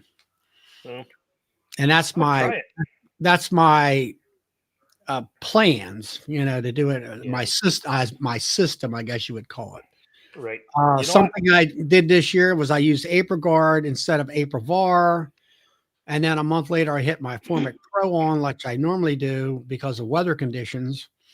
The AprilGuard worked out fine. I mean, I learned how to do that this year for the first year. But what I found was my queens shut down quite a bit. And I had to kind of hold off on my feeding in order for them to raise up a good brood pattern. And I fed less sugar water this year.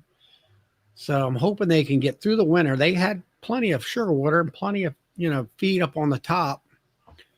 And it's kind of all revolving around this queen thing, So, I had absolutely horrible luck.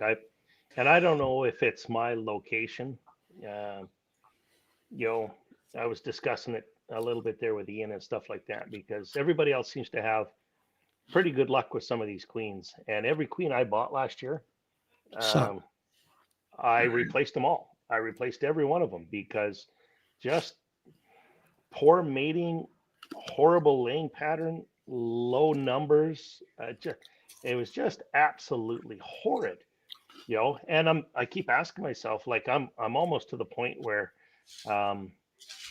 if I can't get the queen shipped directly here and I know exactly how long it's going to take, it's not worth it. I'm better off to wait until I can do my own and then go. I mean, you see the bee numbers I've got in there again. So I was lucky enough, just about everything is came from that one hive there that survived last year. But I mean, if you saw that last little short I put up there, my hives are packed. I mean, absolutely packed.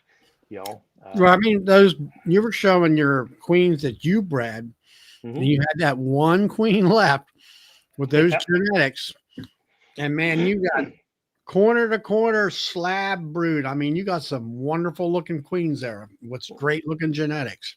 So now my mating coming back this year too. That's something else I got to work on as well. The return, and it's not so much the ones that made it back were fine. But I'm going to say I'm probably 50 to 60%. I'd have to look at my book again, but the return on the ones that came back from the mating flights is extremely low this year. Now we had another dry year. We had a huge population of dragonflies, which I'm sure had something to do with it. But But yeah. you have dragonflies. I mean, that bad. I mean, you're in the Midwest where everything's dry. There is no water up there. Oh yeah, we got big dragonflies. So Yeah, but what I'm getting at is usually when a dragonfly, you have to have a pond or a swamp or something like well, that. we still have the sloughs and we've got the dugouts, and we're right beside a river. So there's still some water here. But I don't know. And I've heard the same thing across the board, wherever you live, that mating was hard this year. Mm-hmm. I mean, Bill, and down in your way, have you had the same problem? Oh Yeah. yeah. Yep. So Mating has been tough this year. you think it's because of dry weather? That had something to do with it, and all the rain that we had this year had a lot to do with it too. I mean, we had rain early. We had wet spring. Yep. And that kind of threw it all to the wind because they couldn't get out and get mated. And then when they could get out and get mated, it was dry as hell. And then what do you figure the dryness, what affects them in that way? The making the royal jelly.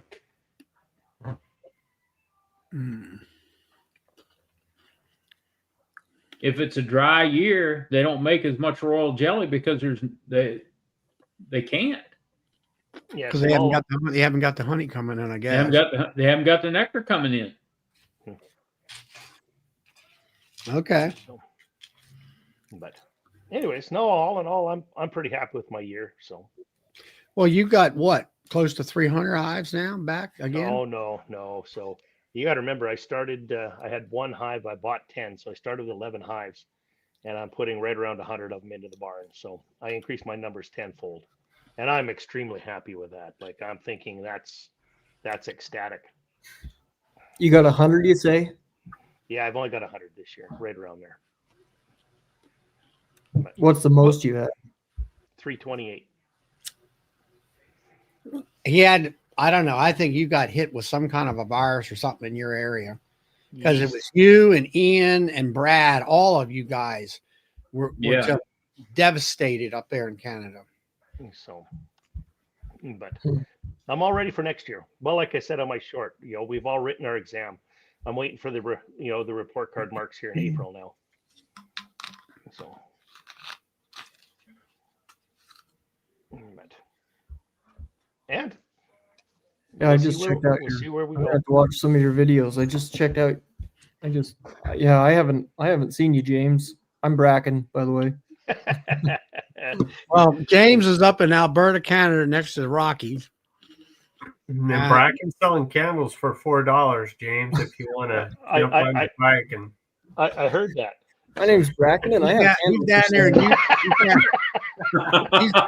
He's down there in Utah on the same side of the mountain of the Rocky Mountains. There you go. Yeah, we share the same mountain line. There we go. Well, you're closer to my neighbor than Charlie. But how's the new extraction line, James? Oh man, we did. So, of course, we didn't have nearly the honey with this year as we did last year, but we fired that line up at about 10 o'clock in the morning, and we were washing it down by 10 o'clock that night, and we had put 5,500 pounds into the barrels, so and we weren't going hard. I mean, there was Alan and I think Daryl came up to help us for a little bit, so there was only three of us kind of going on there, but yeah, we put all that through in a day. So I was giving Alan a hard time. I was like, I hardly want to get this big unit all dirty. Maybe we should just dig out that little 12 framer again. So, but last year you had what, 11,000 pounds, something like that.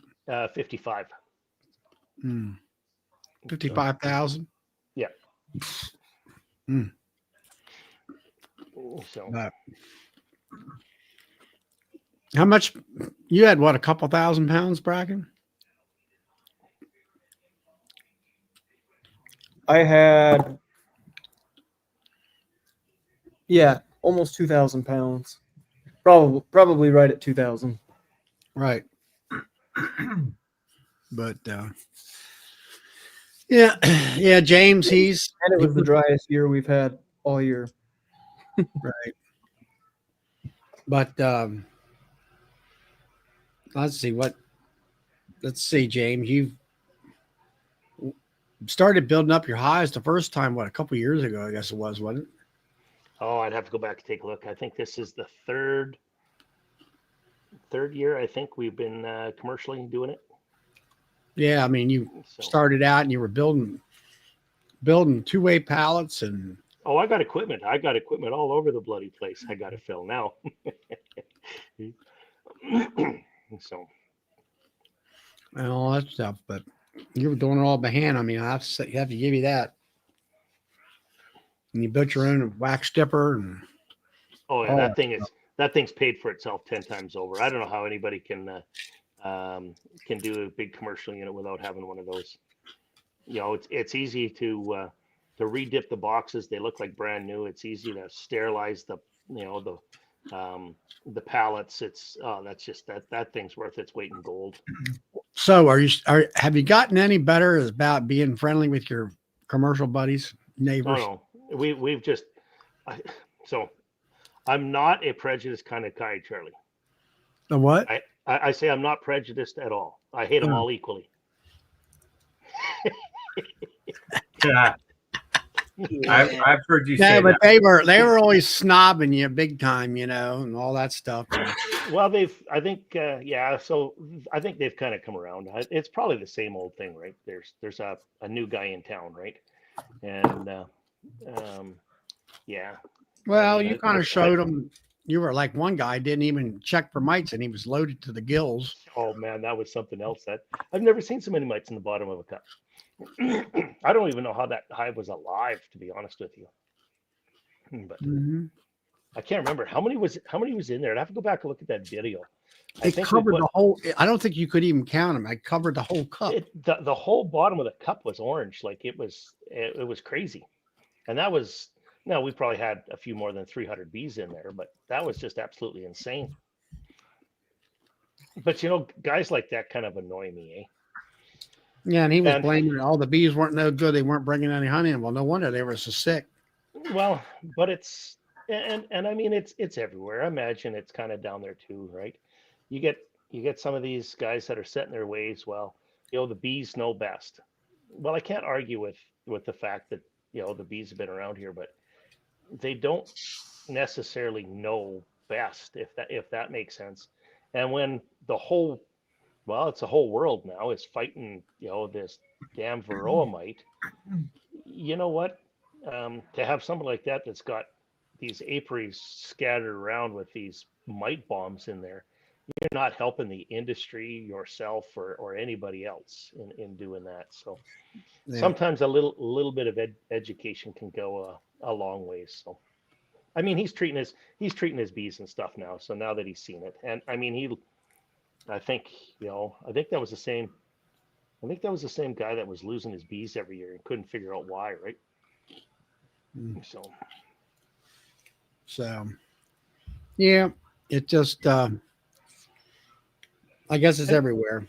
Even in the commercial world, there's denial, I guess you would call it. Yeah, and I mean, don't get me wrong. Obviously, I've still got a lot to learn. I mean, look at me. I lost them all last year except for one, and I've learned a lot from that, right? So I don't know everything by a long stretch. I am still big time learning. Yeah, I was, I mean, I'll be honest with you. I was surprised that you you had that issue of losing them hives like that, because you seem to be on top of it all, but you can do all that and the viruses and stuff will still get you. Yeah. So what do you do? So look at old Tom chimed in. No, I can't see the notes on my iPad here. What's that? He's politicking out there at the Missouri Bee Conference. No. Who's that? Tom. Oh. And Melissa. Yeah, we got some fair amount of Missourians in here. I want to go ahead and. I wonder if Tom dragged his stump over to the conference and standing on it out in the middle of the room. That would be a sight. That would literally be a stump speech. Yeah. Yeah. Well, Jay, where are you located at? If you've got pollen and honey coming in. Yeah, really. Yeah, Hawaii. Must be in the deep south, Hawaii, or someplace. I'm gonna go ahead and share. Anybody out in Missouri area, and Tom and Melissa are in this thing. The Missouri beekeeping Eastern Missouri. EMBA, Eastern Missouri Beekeepers. Yeah, that's the wrong one I wanted to share. It's a good show. I went there last year. You guys will have a blast. It is really good. I think I'm going to jump off. James, thanks for the tips, and Bill and Todd, Charlie. Yeah. Yeah. No worries. Well, Yeah. I haven't been on here a whole bunch, but I can give you tips wherever I can. But keep in mind, I'm still learning too. So I need to You figure learn out better systems. You learn something, Bracken. You got $6 candles. Yeah. I was out $24 today. welcome to beekeeping. We're just trying to help you out here. North Carolina, Jay. Yeah, so you lost $24. You're an official beekeeper now. Yeah, exactly. I didn't lose any. My wife just walked in. Oh no, I make hundreds of dollars. Actually, you know what? You know how to make $1 million in beekeeping? Start with Start with 5 and know when to quit. yeah.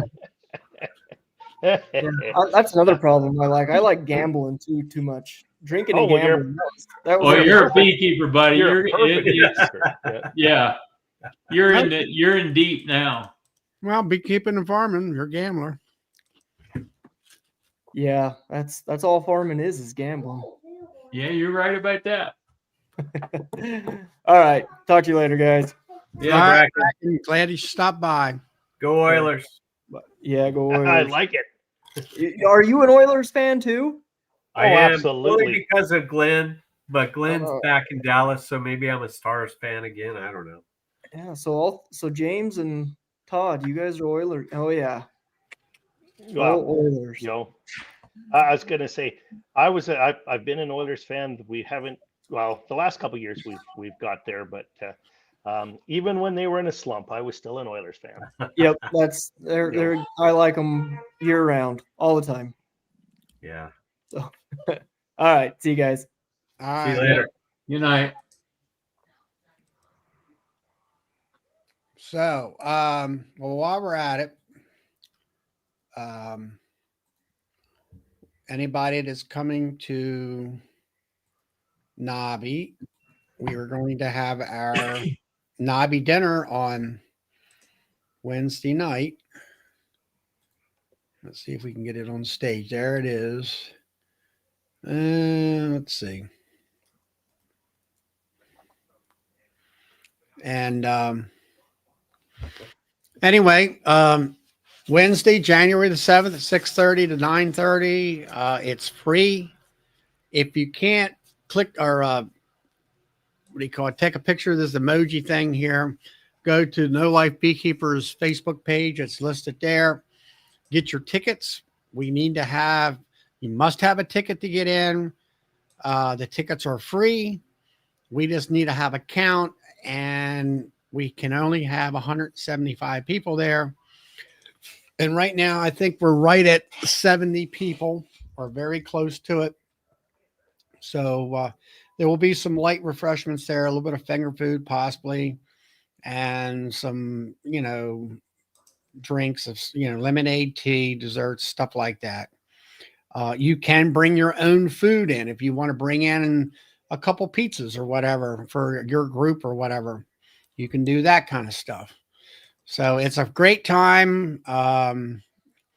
Melissa has been kind of spearheading it as far as getting it all organized. I kind of hosted it this past January as a host. And like I say, they're putting it on again. Something Ricky Rourke started 2 years ago, and it's been a great. Let me see if we can get back to home base here. It's been a great fun thing to do.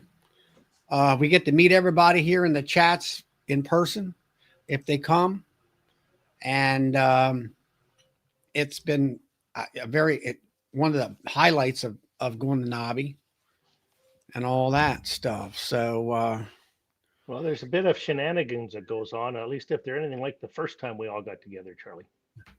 well, we had a great time. I mean, that was back before. Actually, it was me and you and Bob and I don't know.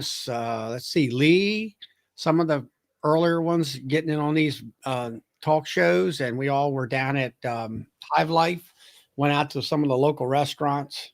You guys were all running around like it was 40 below out. Yeah, I know. Yeah, that's right. It was cold to us. And you, of course, you brought your. James has got a what do you call it? A security camera on the front entrance of his bee shed, and I think there must have been 3 foot of snow on the ground. I was running around down there in Tennessee in my T-shirt, and in fact, when I went through the what was it, the Smoky Mountains, they got these big flashing lights. Don't go, don't go. Winter driving conditions, and I'm driving through there thinking, man, I wish I brought like a wiener or something. I would have pulled over and had a picnic. It was so nice. And everybody, I got there and everybody's like, you went through the Smoky Mountains. And I'm like, that was summer driving, man. And really, it was warm down there. I mean, it is actually warmer down there than it is at Nobby. Hey, James Lee, good to see you. Oh, my headset's dying, guys. If it dies, you'll probably lose me. Okay. So I should have plugged it in, but anyways. But hey, Tom. Let's see who else. And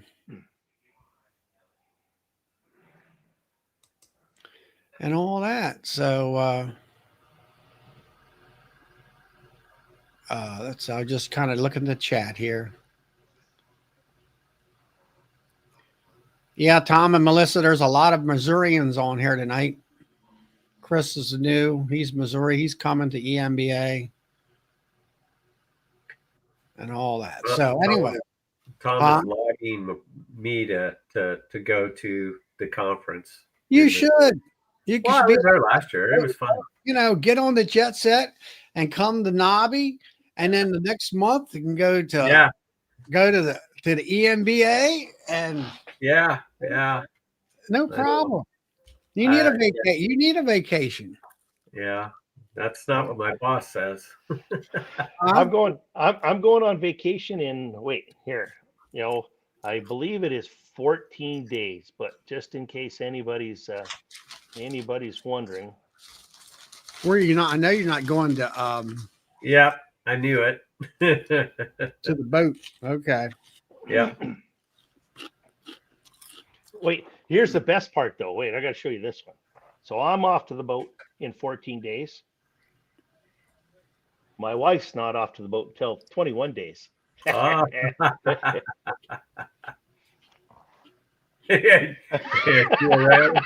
Yeah, she's in the other room trying to give her a hard time. Yeah, she's coming down a week after. So where's that, down in the Bahamas area thing? It's in Grenada, down in the Caribbean. So yeah, I was talking to the divers today. They're going to make sure the bottom's all scraped and scrubbed and ready to go. I was talking to the marina. They've got the lift ready to haul me out so I can, give the through hauls a quick once over, and the cutlass bearing and everything like that. So, lift me out, wash me off, put me back in. Should only take a few hours, and There you go. I'm off. How long are you going to be down there? 3 weeks. Ah. This time. So what do you do? Just kind of sail around, or? Yeah, actually, this year, what we're going to do here, the first couple of weeks, we're going to head north, hit St. Lucia, see if we can get up to Martinique. So, but the winds look like they're starting to die down. It's a little tricky because we got to wait till after the 1st of November. So after the 1st of November, the insurance company gives us a green light again, and the hurricane season seems to die off. The trade winds fill in, and away you go. So, but, up here I curse the wind all summer long, and down there I curse it when there isn't one. So,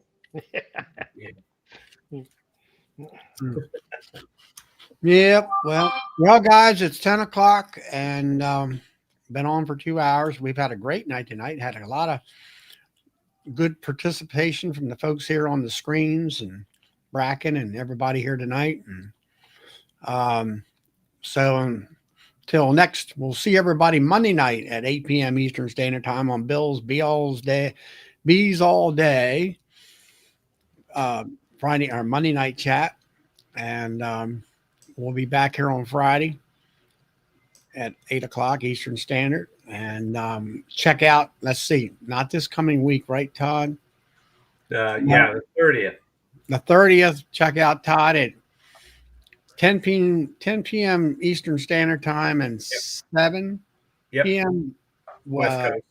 Pacific Standard Time. Yep. Send me that link, Todd. Okay. Yeah. So, And it's, what is it?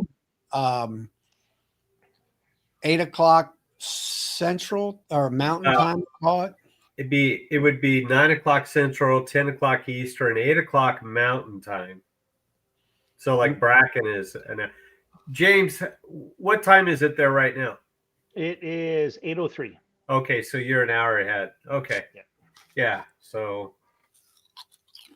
7 p.m. Eastern or 7 p.m. Pacific, 10 p.m. Eastern. And that's the 30th. Yeah, we're only going to do twice a month. Got her. Yeah.